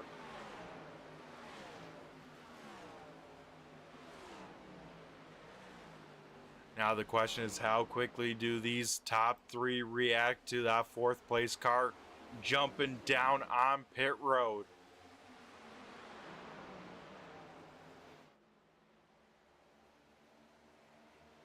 If I were them, I would maybe give Jeff, you know, at most maybe a 10 lap tire advantage, because with their current pace, Pogo should be about right around half a second each lap faster. So you don't want to give up too much. You know you'll have the tire advantage coming back around, but as we have seen all night long, it is very, very tough to pass here. As Reba Caton there will go 2 laps down, as yet to make his final pit stop of the evening, right behind our race leader Connor Patton. Going to try and get one of those 3 laps back here. So of course had that pit road penalty that sent him down multiple laps, as he will get one of those back, but still will find him 2 on down, and in a tough spot to end up on the lead lap in these last 50 or so laps. Ron Holyfield down on pit road from P number 4, so the 25 machine down on pit road, down and away.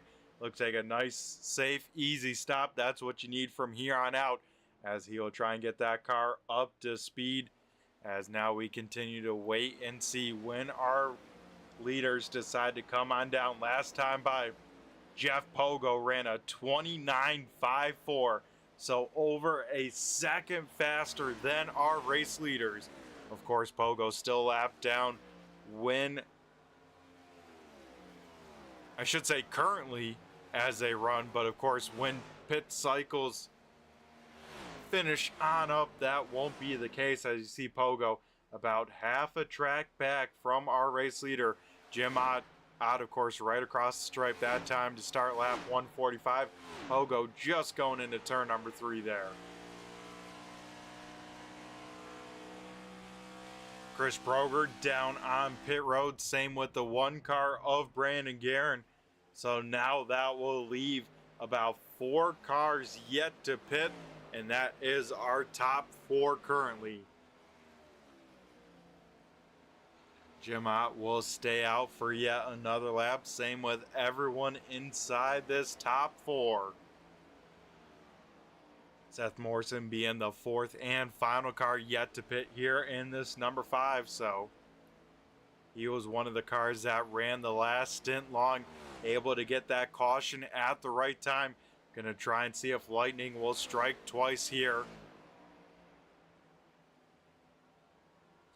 Kevin Roy down on pit road as well. So the driver that was in the lucky dog spot down and getting service for the final time here tonight so far. But currently Jim Ott on some blistering pace on these old tires. Has almost a 4-second advantage over Johnny Barker, who is actually getting tracked down by Tyler Bellinger, as Bellinger within half a second of Johnny Barker. So if I'm Barker, I'm thinking I have to pit before the 99, and that won't be the case because here comes Bellinger down on pit road.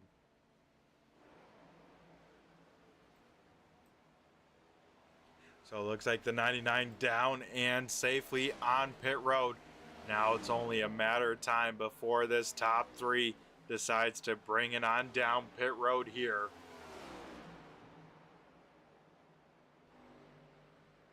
Jim Ott will stay out another lap here, this time by Johnny Barker. We'll dive it onto pit road here. We'll have company with Kate in here, but Barker able to get down nice and safely. Bellinger service done and away, so the 99 will get that car rolling. Where will he file on out? He will file out behind Jeff Pogo, because there goes Pogo out on track. He will be able to jump the 99 machine, but the 99 will have about 10 lap newer tires. Will that be enough to come on by him? Our race leader Jim Ott down on pit road. Looks like he was able to get down safely there. No sort of penalty. Now that leaves 1 car yet to pit. That is a 5 car of Seth Morrison, let's make it. So Morrison has yet to come down here.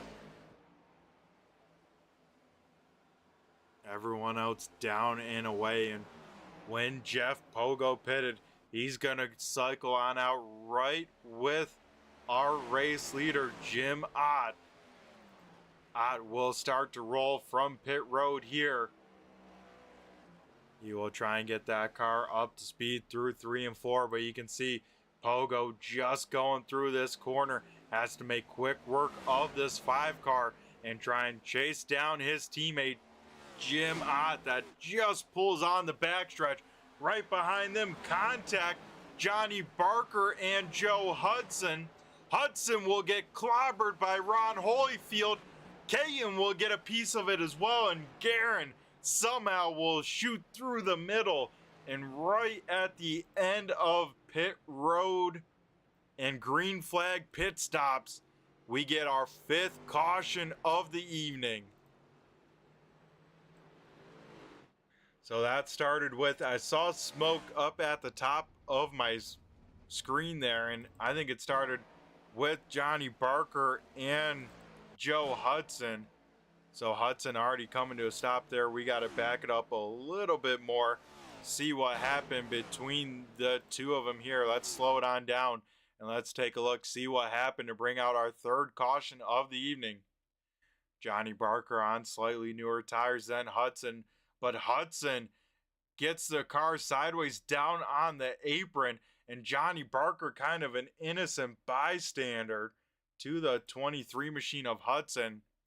Then Hudson kind of stopped on the racetrack. Chris Proger just able to get by Ron Holyfield, not quite as lucky And then same with the 30 car. Man, Brandon Guerin right through the smoke. I say, let's ride on board once with the 1 car and see what he had to see to drive through that one.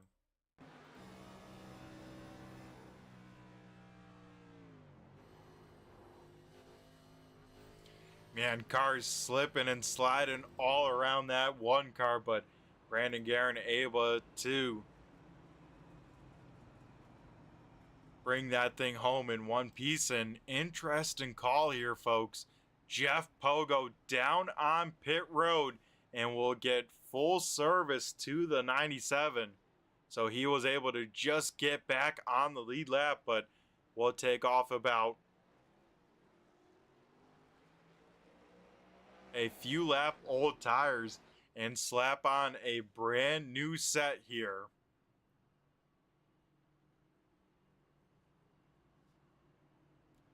So when that caution did fall, it looks like with Jeff Pogo coming down on pit road, Jim Ott will be our race leader here. Pogo will be to P number 2, Tyler Bellinger up to P number 3, then everyone else maybe still a lap down waiting for this wave round, as once again we have quite a few cars trapped 1 lap down. As Seth Morrison down and away, he completes a service on the 5 car. And he was our race leader by the time the caution flag fell there for the 5th time. So the World 300 will at least be about a 45 lap sprint to the finish if it goes green here to the end, as Jim Ott will choose the inside lane. Jeff Pogo, his teammate, will start outside of the front row.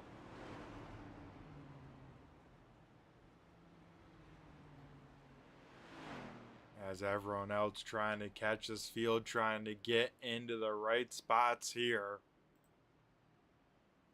As we are going green flag racing next time by.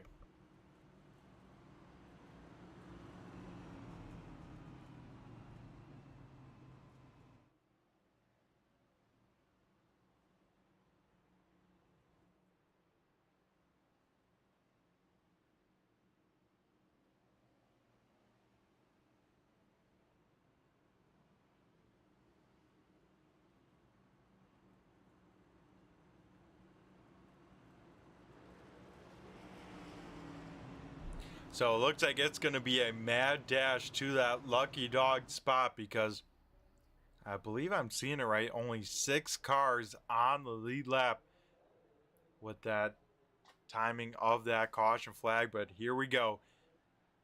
Ott and Pogo on the front row. iRacing pace car makes its way down on pit road. And Jim Ott once again in control of the restart. This time we'll shoot off in the middle of the restart zone, and we head back to green flag racing with 45 laps left in this one. Jim Ott, Jeff Pogo's single file out very quickly, very nicely done by those two. Seth Morrison able to keep P number 3. Then we got to go a little bit deeper back here to the 99 car of Tyler Bellinger and P number 4. Right now it's Johnny Barker sitting in the lucky dog position, but he is racing that 37 machine of Connor Patton. No, Patton is 2 laps down. Right now it is only Johnny Barker on the lead lap. Excuse me, 1 lap down that is. So he would be on the lead lap if we get another caution flag here and that 6 car is not involved in it.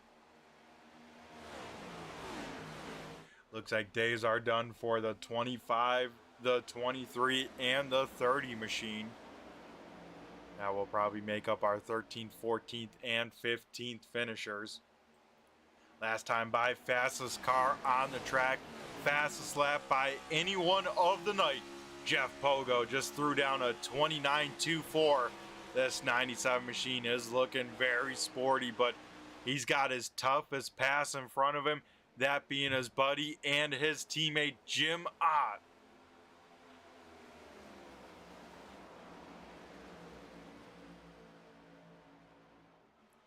42 laps left in this one here. Deeper in the field, battles shaping on up for a top 5 finish as Brandon Guerin's starting to run down Chris Proger. Those two separated now about 2 car lengths between the 17 and the 1 car. And they, of course, then have lap traffic right in front of them. So it could get very hectic for this 5th position. As we rode on by with Brandon Guerin riding on board with that dash cam, let's jump on board with it. Take a look at this 1 car trying to run down the 17 for a top 5 spot.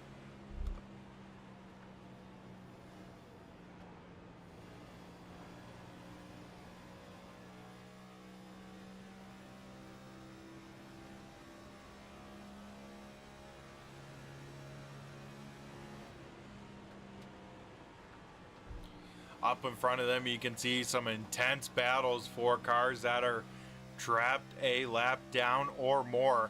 Those cars all right in a gaggle with each other, but so far, clean heads-up racing between all of them.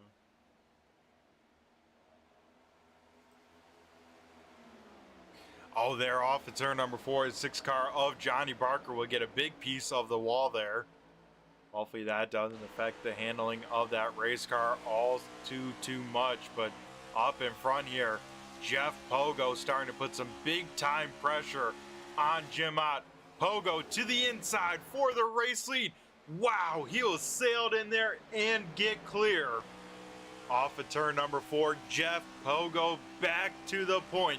He led the way to start the race. Could he lead the way here when it counts at the end of it? Jim Ott continues to work this inside lane here, but Pogo has figured out some speed up in those second lanes, and if there's a time those higher lanes can start to work, it's at this point in this race when this track is rubbered on in. When it is dark, from here on out, tire wear shouldn't be as aggressive as when it started the race, so now you can really start to search on around this racetrack and really kind of push the envelope on that race pace.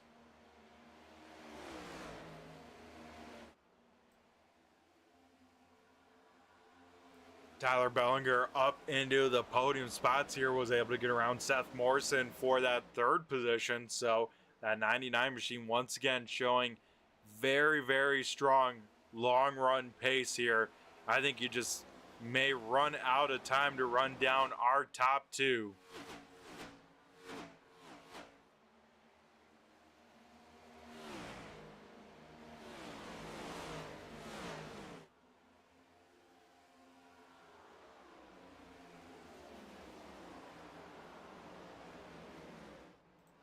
And I got to give this 29 car some props here. It is Devin McCaffrey. McCaffrey, of course, involved in that big one on the front straightaway, had a huge impact to the outside wall, but he said, you know what? We're going to go out there, continue to click off laps, and with that, he has now been up inside the top 15 and maybe some more, as now he has to battle the 30 car for position. It looks like the 30 car out on the racetrack, but gotta give a big shout out to McCaffrey for not calling it a night, able to continue to kind of surge on ahead. And if you average a 15th position finish all season long, hey, guess what? You're in the 802 Winston Cup Series playoffs.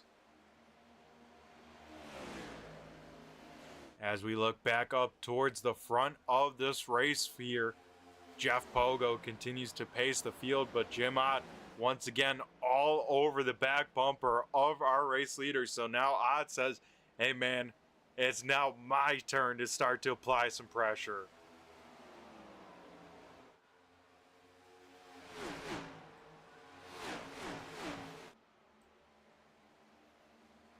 As though Jeff Pogo had a really good turns 3 and 4. But man, it seems like Jim Ott can really wrap off of turn number 2 and then get a great drive down the back straightaway each and every time that 4 car closes on up to the 97 on corner exit off of turn number 2.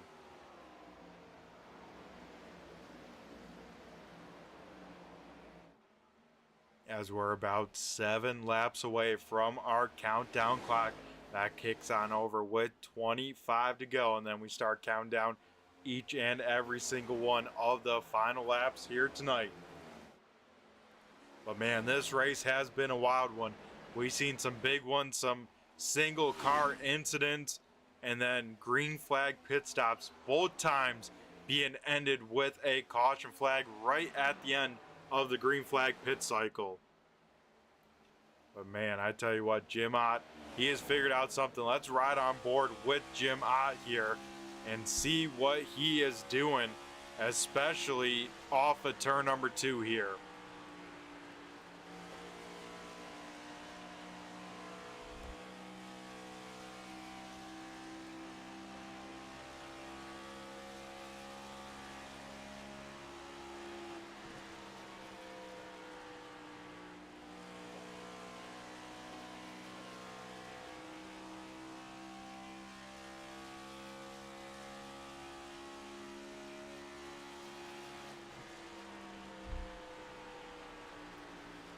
And not too much difference between the 4 and the 97, but I tell you what, Jim Ott has a lot of trust in his race car.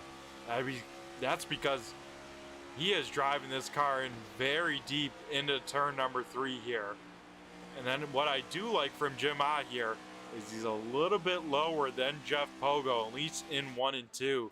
That allows him to get some clean air as well as keep that car turning with the paint here at Charlotte.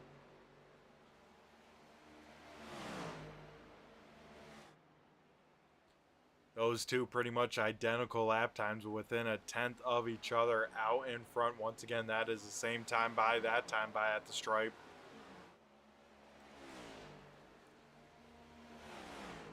So unless Jim Ott can force Jeff Pogo to make a mistake in these last 27 or so laps, Pogo just has to rip that rear view mirror off that race car and just focus all eyes ahead and make sure he hits his mark each and every lap here. Up towards that top 5, we said that battle was brewing. It has since cooled on off as Chris Proger has driven away from the 1 car of Brandon Guerin. So Proger could be in store. Let me double check, but I believe his first top 5 of the season.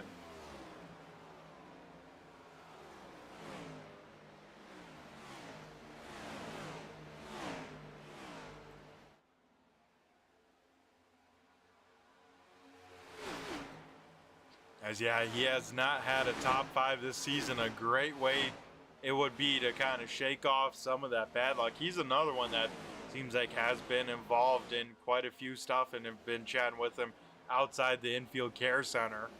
Another great run is this 5 car of Seth Morrison. Morrison making his 2nd ever start with the league here, and he is on track to end up with a top 5 finish.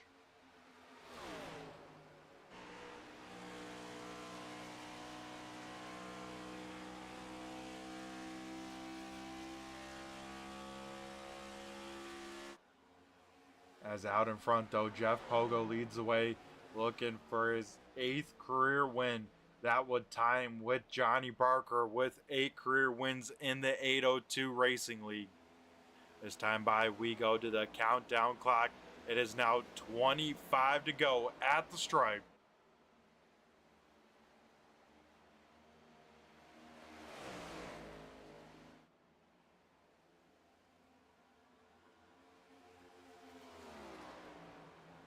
If Jim Ott could pick up a win here tonight, it would be his first repeat win of his career. So Ott looking for career win number 2. Pogo looking for career win number 8. As now 24 laps to go. These two in their own area code, still faster than our 3rd place guy, Tyler Bellinger. And I tell you what, Bellinger, another one, limited starts and has made the most of it. This will be his 3rd start of the night. Has 2 top 10 finishes, no top 5s. But here tonight, on pace for a top 5. Not only that, up on the podium and could be chatting with me by the end of this one. Jim Ott last time by, big time slower than Jeff Pogo, so I'm sure if anything happened, it was probably got a piece of the wall for the number 4 machine. Now right at the cusp of getting the draft from our race leader. You'll have to push the pace a little bit to get back in that half-second window. If he loses that, then he loses that draft down these straightaways at Charlotte.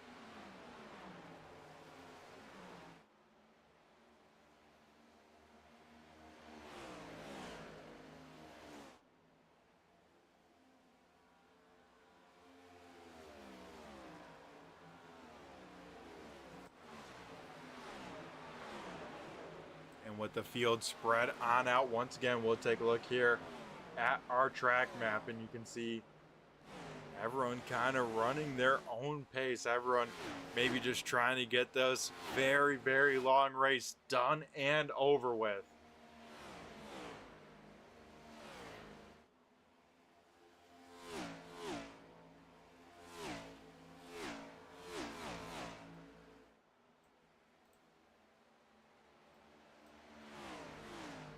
Chris Broger now starting to track down Seth Morrison for that 4th position.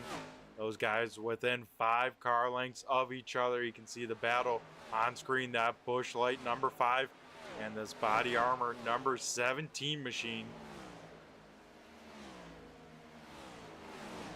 As Morrison has some lap traffic right in front of him, that being the 37 of Connor Patton. And continue to work that high side here. Now the 5 car will go to the bottom. We'll have to make this pass pretty quick if he does not want this 17 machine to continue to catch the back bumper.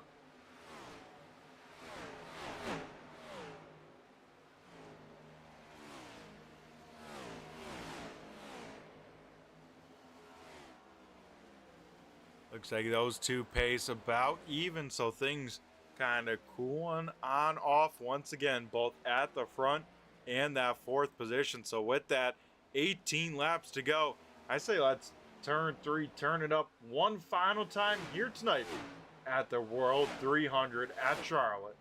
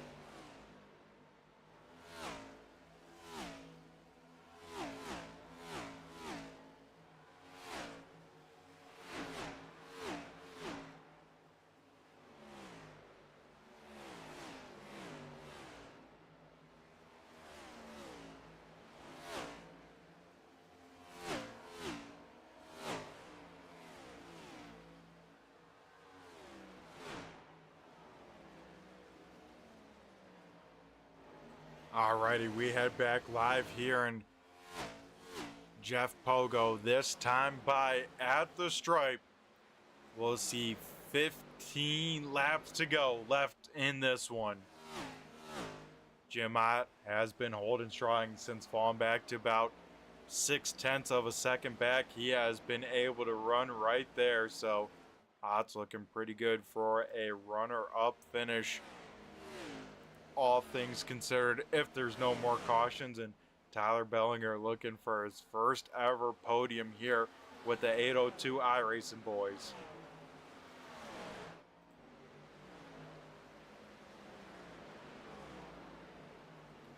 Chris Broger once again starting to reel in that 5 car of Seth Morrison, but it seems like it is very tough once you get in this range, about 0.3 of a second, or about 3 to 4 car lengths, as the dirty air starts to become very, very much apparent. But that's one way how to prevent it, is just picking the whole different lane than where the car in front of you is running. Here through 3 and 4, it looks like both cars will go down to the bottom side, so Chris may lose a little bit of time because of it.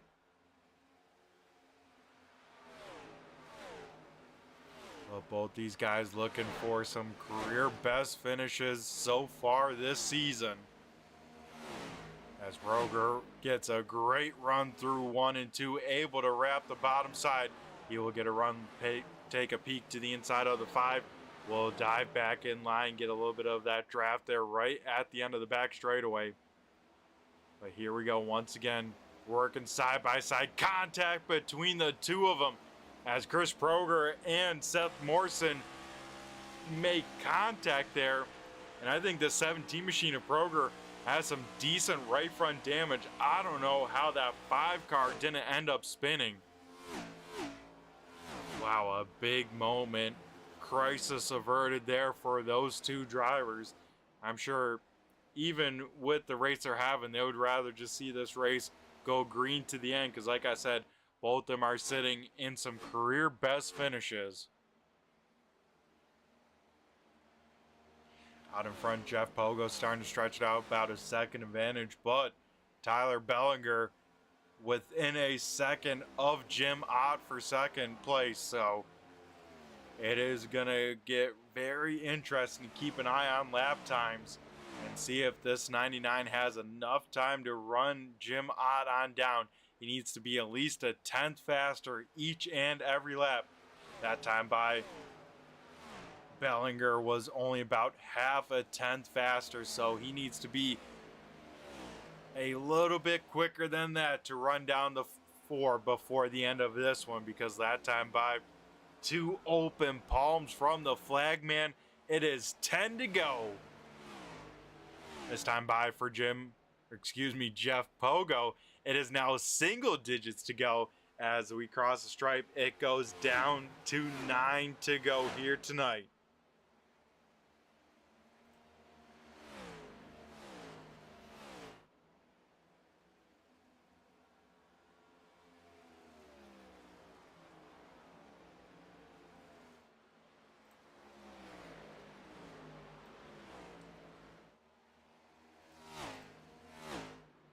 This race hasn't been the easiest for Jeff Pogo.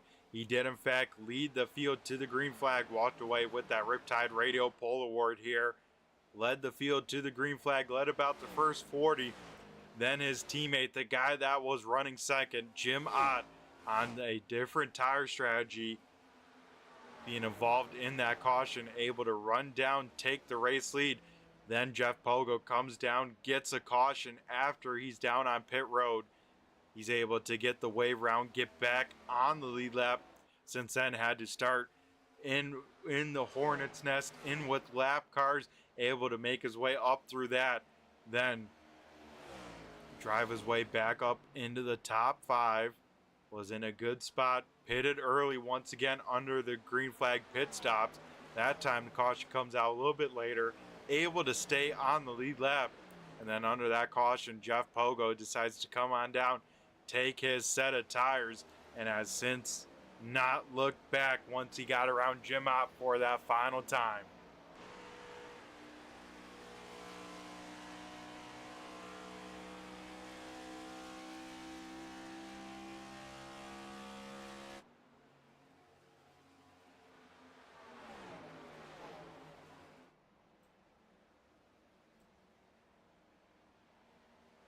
This time by 1 open palm left. It is 5 to go in the World 300 here at Charlotte. Looks like Devin McCaffrey will call tonight here. Was able to get up to Pete, number 15. So I give him a lot of props for rallying. Same with this 30 machine. It seems like no matter what kind of damage Caden will pick on up, he will be there running laps till that checkered flag falls, and that'll at least reward him with a top 15 here tonight. As that time by at the stripe, we now go into 4 laps to go. Jeff Pogo with a 3/4 second advantage over Jim Ott. Ott has returned up the pace compared to Bellinger. Bellinger might have used up his stuff though a little bit, just trying to get back to the clean air. So that 99 kind of petering out in pace, but still good enough for a podium.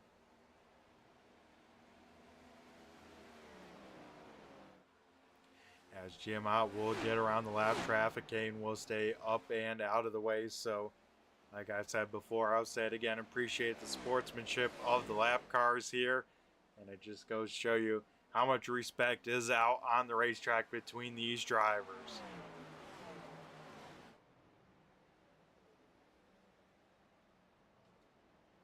Popsicle sticks out this time by for the flag man.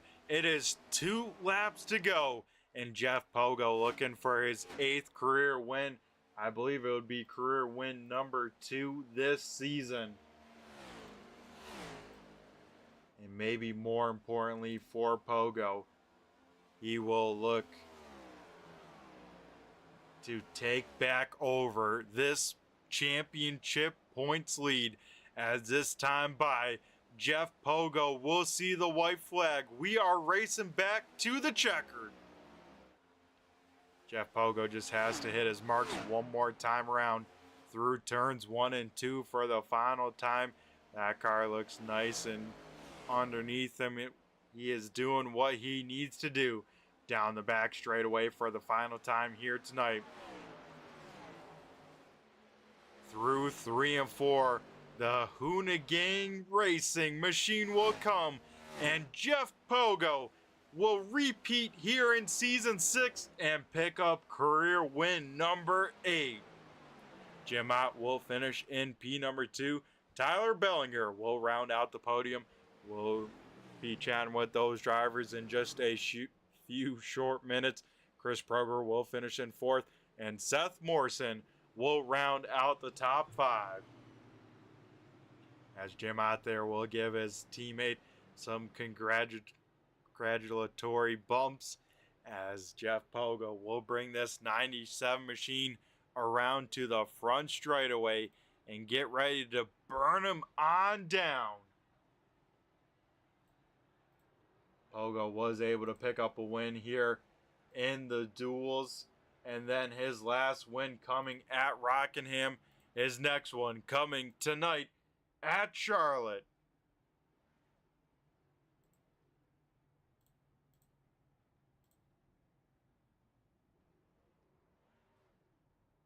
And besides Wesley Donaldson, who does not make the start here tonight, Jeff Pogo becomes our only other repeat winner this season.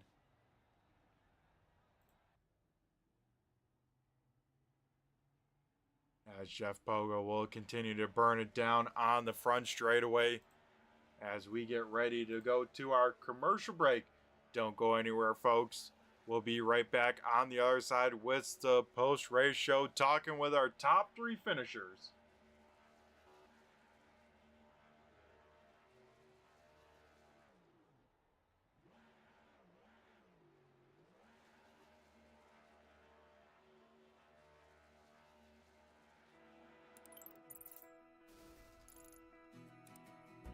iRacing is a sim racing game that combines a true-to-life racing experience with an online community of virtual racers from all around the globe.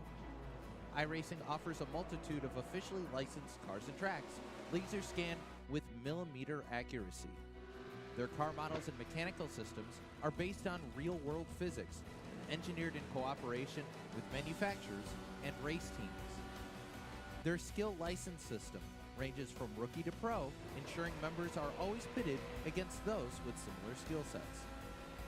Members are able to sign up for a weekly race series, compete in time trials, host a private race with friends, and participate in racing leagues created and run by the community.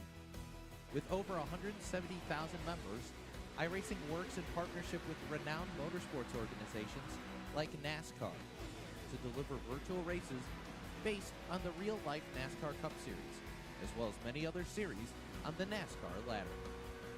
iRacing also features team racing, providing a variety of options for members to create and manage their own teams. Race with friends or real-world teammates in full-length endurance events like the 24 Hours of Daytona, Spa 24, or the Bathurst 12 Hour. Additional partners include IMSA, World of Outlaws, Supercars, and IndyCar, allowing members to race in their very own Indianapolis 500, Bathurst 1000, Chili Bowl, and many more iconic events. This is iRacing, delivering the most authentic racing experience short of getting into a real race car. Sign up today at iRacing.com.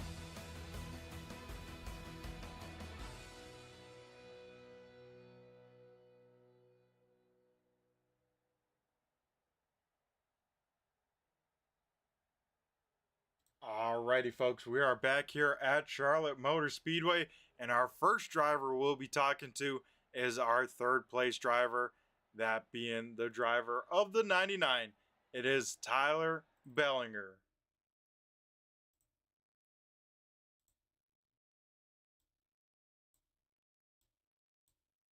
Tyler, do you got a copy? It's Brett the Jet in the booth here.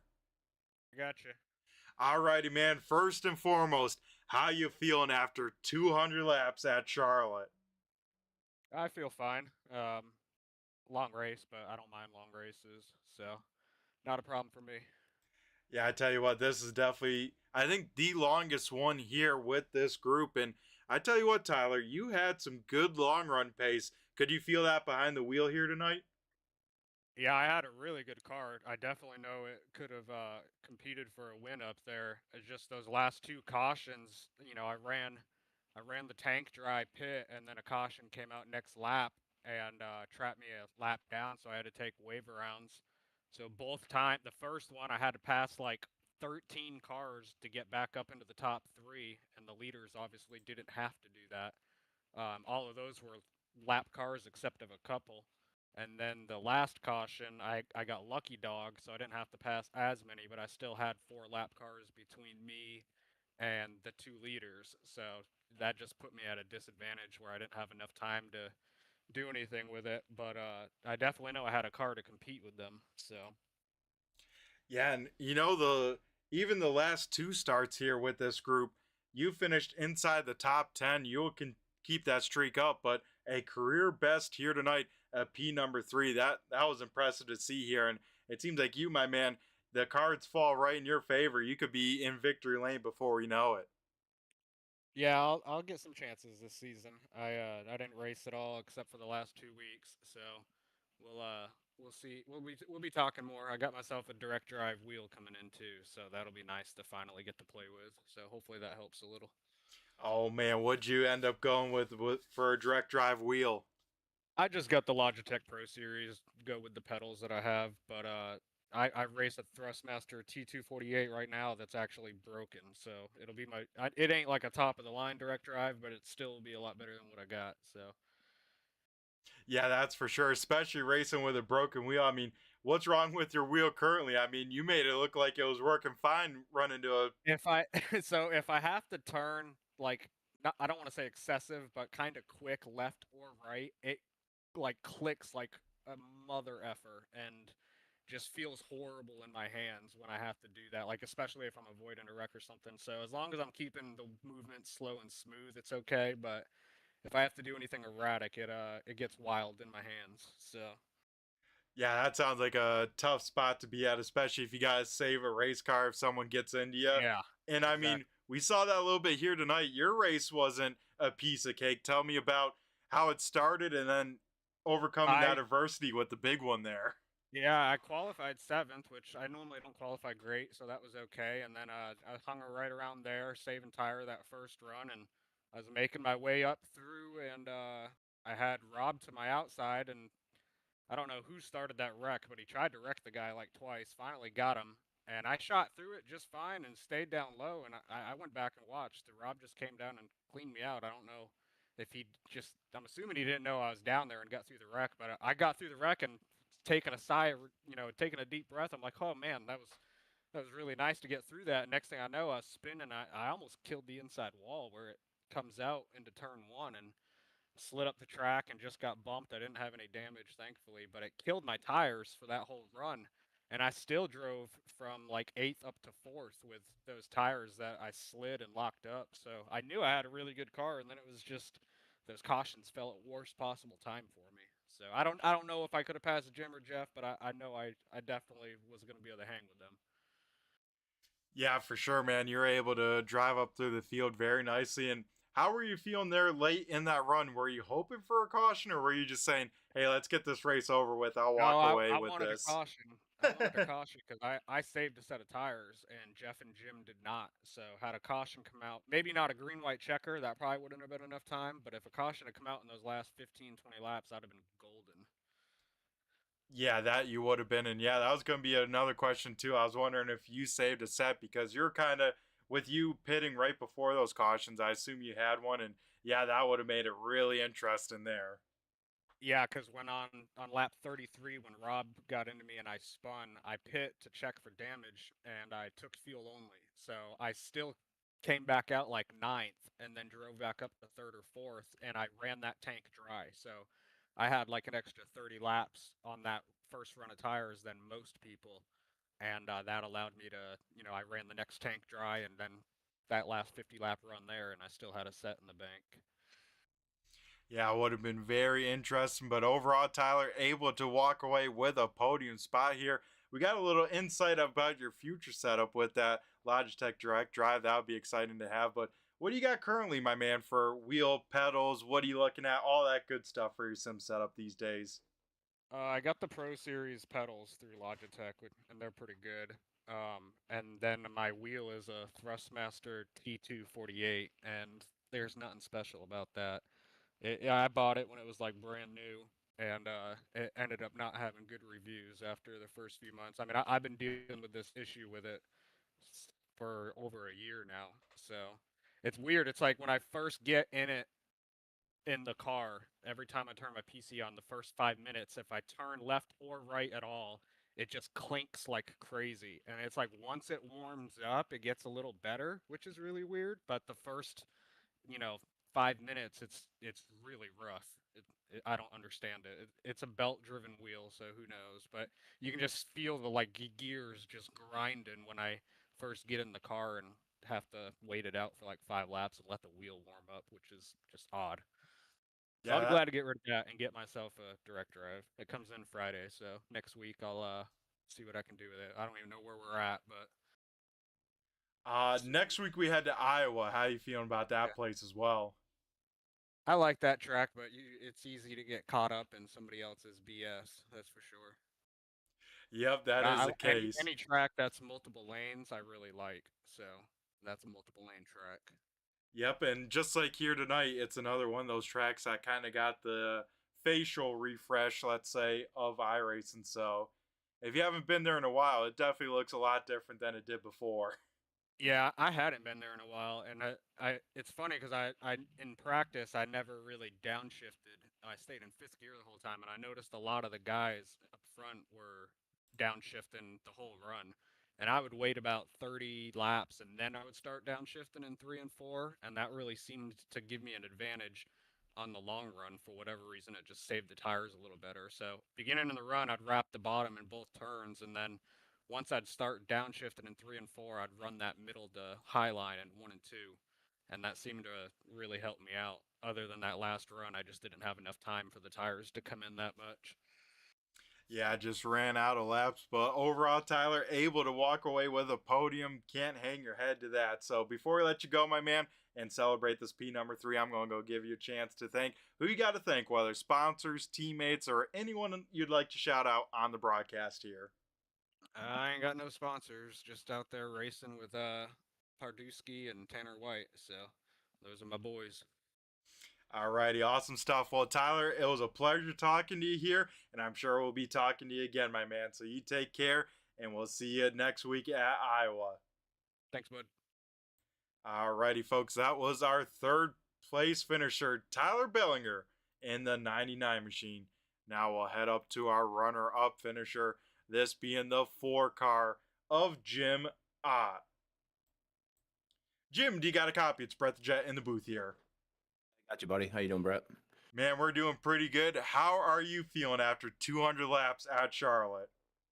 Wow, pretty good, man. Honestly, great race. It's a lot better feeling, being in the booth again, and it's been a while, so a little bit tired after that one, but great race. Happy with where we finished. 1-2 with Jeff and I. I think Brandon ended up getting 6, but yeah, feeling great, man. Yeah, great outing from the Hoonigan Racing, both in qualifying, then in race pace. And Jim, you're definitely one of the cars to beat. I mean, how'd you put this all together, even with all that adversity? Yeah, that early caution I was involved in, I figured I'd take a chance on getting four fresh ones, trying to get the track position. The biggest thing, man, having that clean air, I knew that was going to pay dividends, especially if we went green. And sure enough, it did. And, just kind of strategy started panning out throughout the race and just keeping it out front and, had that last restart. Jeff was just a little bit better on me, off to go. And it's just so tough to pass, though. But hats off to him. Happy for him. Happy for the team, man. We did really well tonight. Yeah, that you did. And I mean, I think you walked away still with the most laps led, all things considered. And it was impressive to watch this four car, drive your way through this field and then not only take control of the race as you did, but I mean, some dominant fashion too. I think at one point you had over a 4 second lead.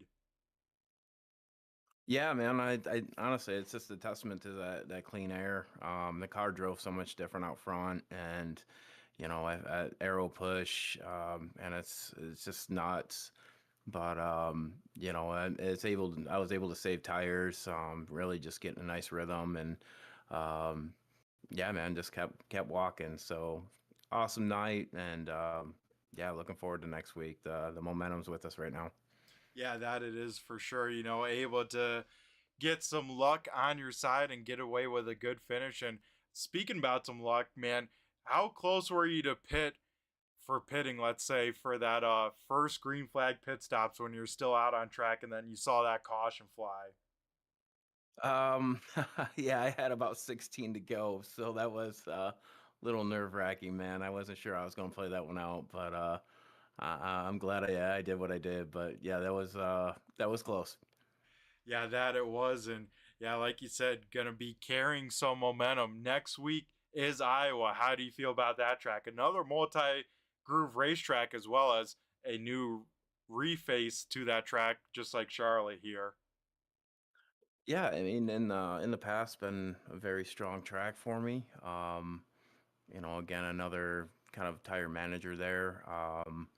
It, it's nice having the multi group grooves, as you said, where you can just kind of roll the high lines, especially in 3 and 4, 1 and 2. You're kind of stuck to the mid to low line, but again, been a really good track in the past, so I'm looking to carry the momentum over there. Yeah, that you are. And we do have 2 drop weeks in this season. I know you missed a few races. Are you still looking to try and maybe get into this top 15, do that reset, and then anything could happen even for the championship? Yeah, for sure. I mean, that's the goal. Getting top 15. I'd like to be comfortably in it. I'm not sure where this is going to put me, but yeah, that's the goal. It's I want to run down a championship with these guys, and I think when I'm rolling, I'm strong, and I know I just got to stay out of trouble. Been involved in a few. I just need to keep my nose clean and keep doing what I'm doing.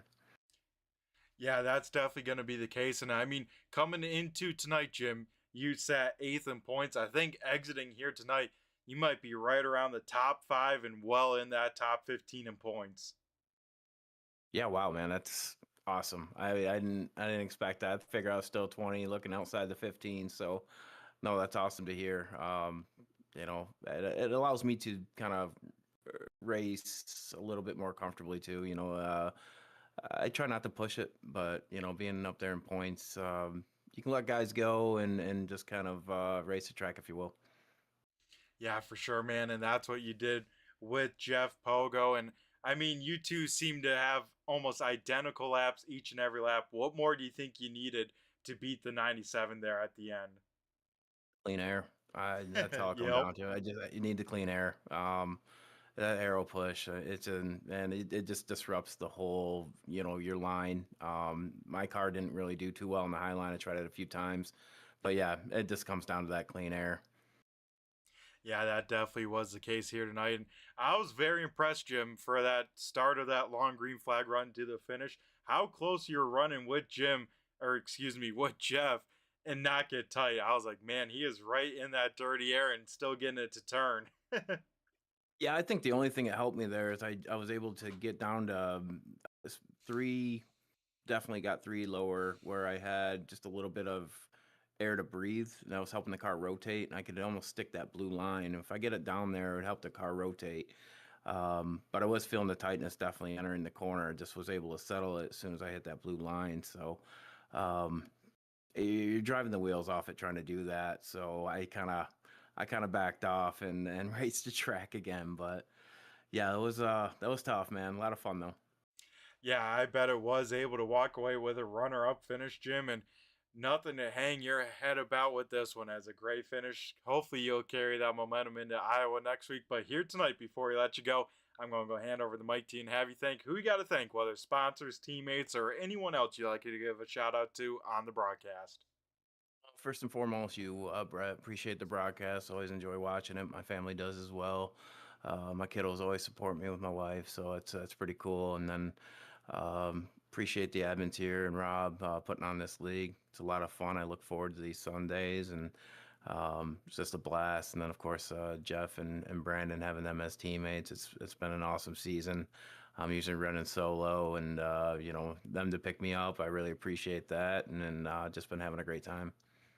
Yeah, man, it's always a great time seeing this 4-car out on track. And Jim, I know that second win's coming here in the near future, my man.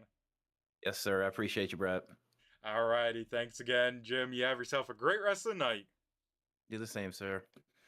All righty. Awesome stuff. That was our runner-up finisher, Jim Ott, in the number 4 machine. And let's head down now to Victory Lane and talk to the man of the hour.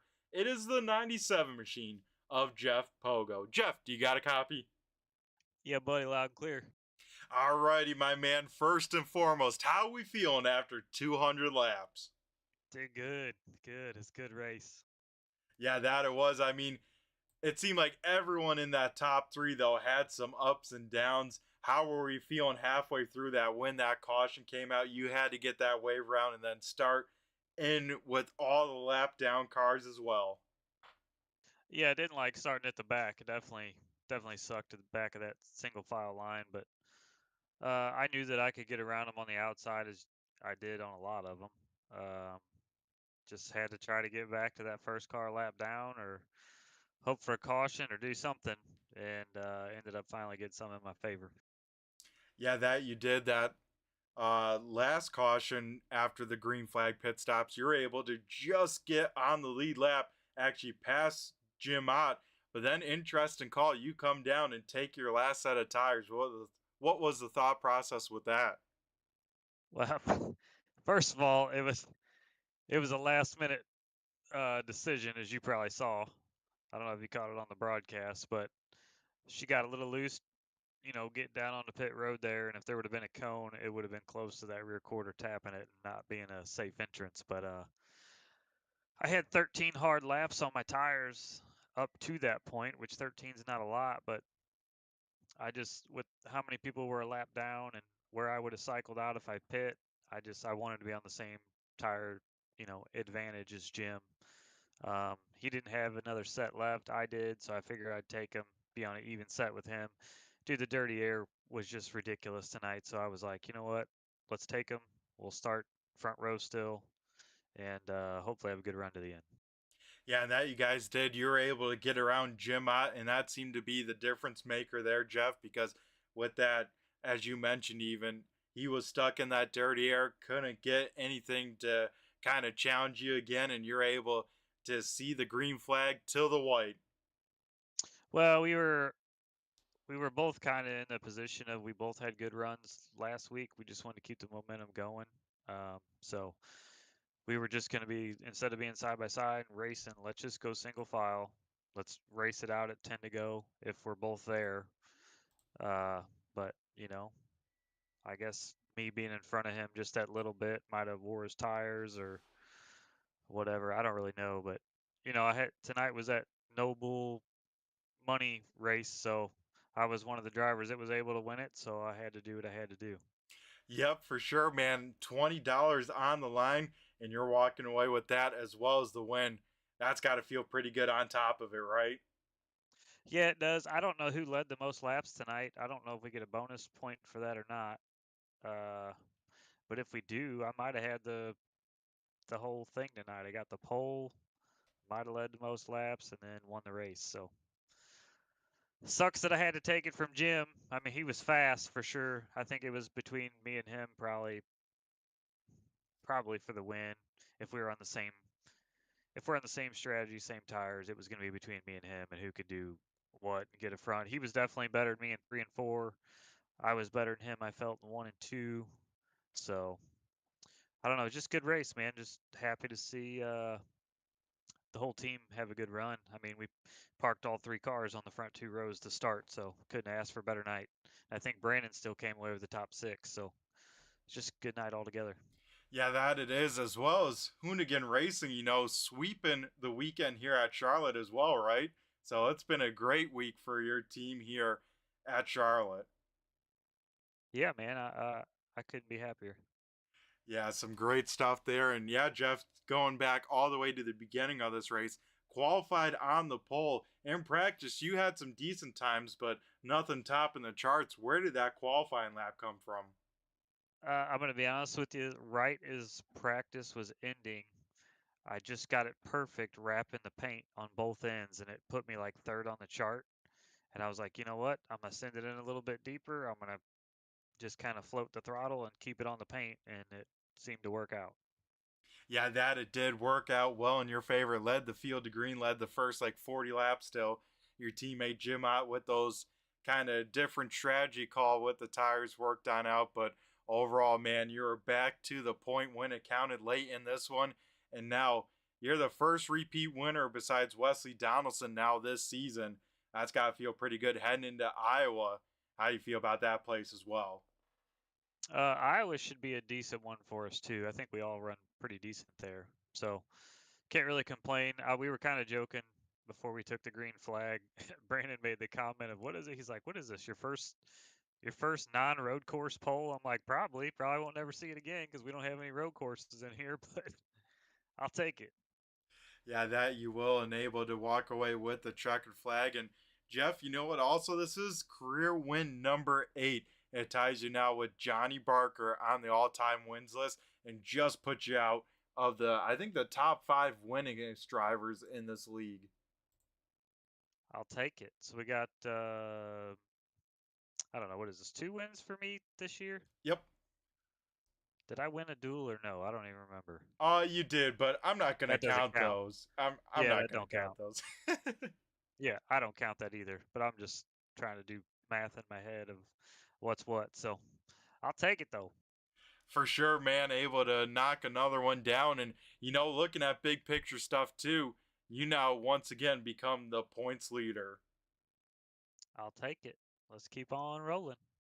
Yeah, that will be the case heading into Iowa next week. And Jeff, you said you feel pretty good about that. That should be a good one next Sunday night. So, Jeff, before we let you go and celebrate career win number 8 here, we're going to go hand over the mic to you and have you thank who you got to thank, whether sponsors, teammates, and anyone else you'd like to give a shout out to on the broadcast.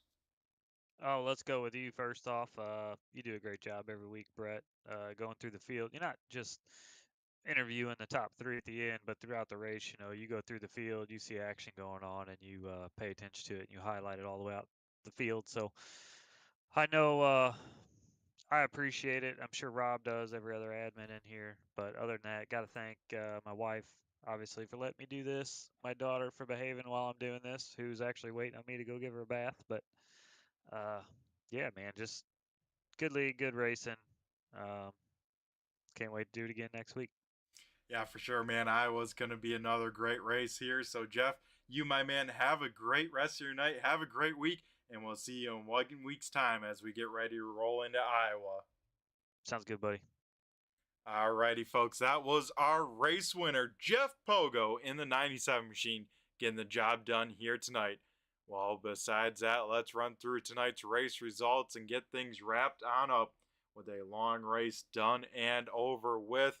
Of course, Jeff Pogo picking up the win. And of course, we got to thank all you guys tuning on in here live. I think the season best number so far in live viewer count. I think at one point we had 23 people, so I want to thank each and every one of you spending your Sunday nights with myself.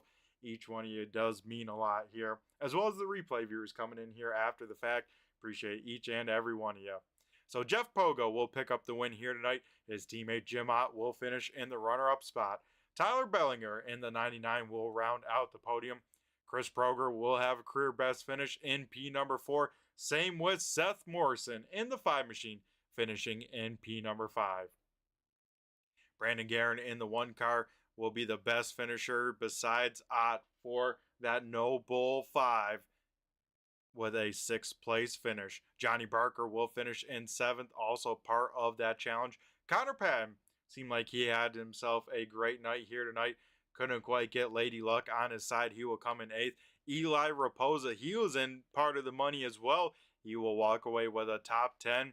And speaking about top 10, Kevin Roy, the biggest mover of the night, goes from 25th to 10th. So a great run by Kevin, being there when it counts at the end. Kip Easley, a tough night for him here tonight, was involved in that big one there. Just didn't have the pace after that. He will finish 11th. 12th goes to Tanner White. 13th is Ron Holyfield. 14th, Ariba Caton out there when the checkered flag fell. So got to give him props for that. Devin McCaffrey will finish 15th. 16th will be Joe Hudson. 17th going to Cody Meadows. 18th is Rob Lowe. 19th going to Dan Holcroft. 20th is Mike Pardusky. Got to chat with him after his incident. He's hoping for just some luck on his side. Steve Ritter will finish 21st. 22nd going to Nick Larson. John Higman will come in 23rd. 24th is Aiden Tatro. And Anthony Calatoni will round out the field here tonight. So that would do it for the World 300. Jeff Pogo will add his name to the winners list of that, joining Kenny Rio from last season. So that would do it here tonight. Be sure to tune in next Sunday night as these drivers take on Iowa Speedway. It's going to be another exciting one. Multi-groove racing just like tonight, and just on a shorter scale. A 7/8 mile racetrack. What could go wrong? So that will do it here tonight. I've been Brett the Jet in the booth with Turn 3 Racing Network. Turn 3 is partnered with Premier Setup Shops. You can find out more about them with a link in the description. Also, we got to give a shout out to all the league partners and sponsors, that being BG Graphix. Be sure to hit up Brandon Guerin if you need a paint scheme done for any virtual race car. We also got to shout out Riptide Radio, GStone Motorsports, as well as Stone, Chrysler, Dodge, Jeep, and Ram. So that'll do it here tonight from Charlotte. Everyone take care, stay safe, have a great rest of your week, and we'll catch you in 1 week's time at Iowa. I've been Brett the Jet in the booth, and I just flew by you. Have a good one.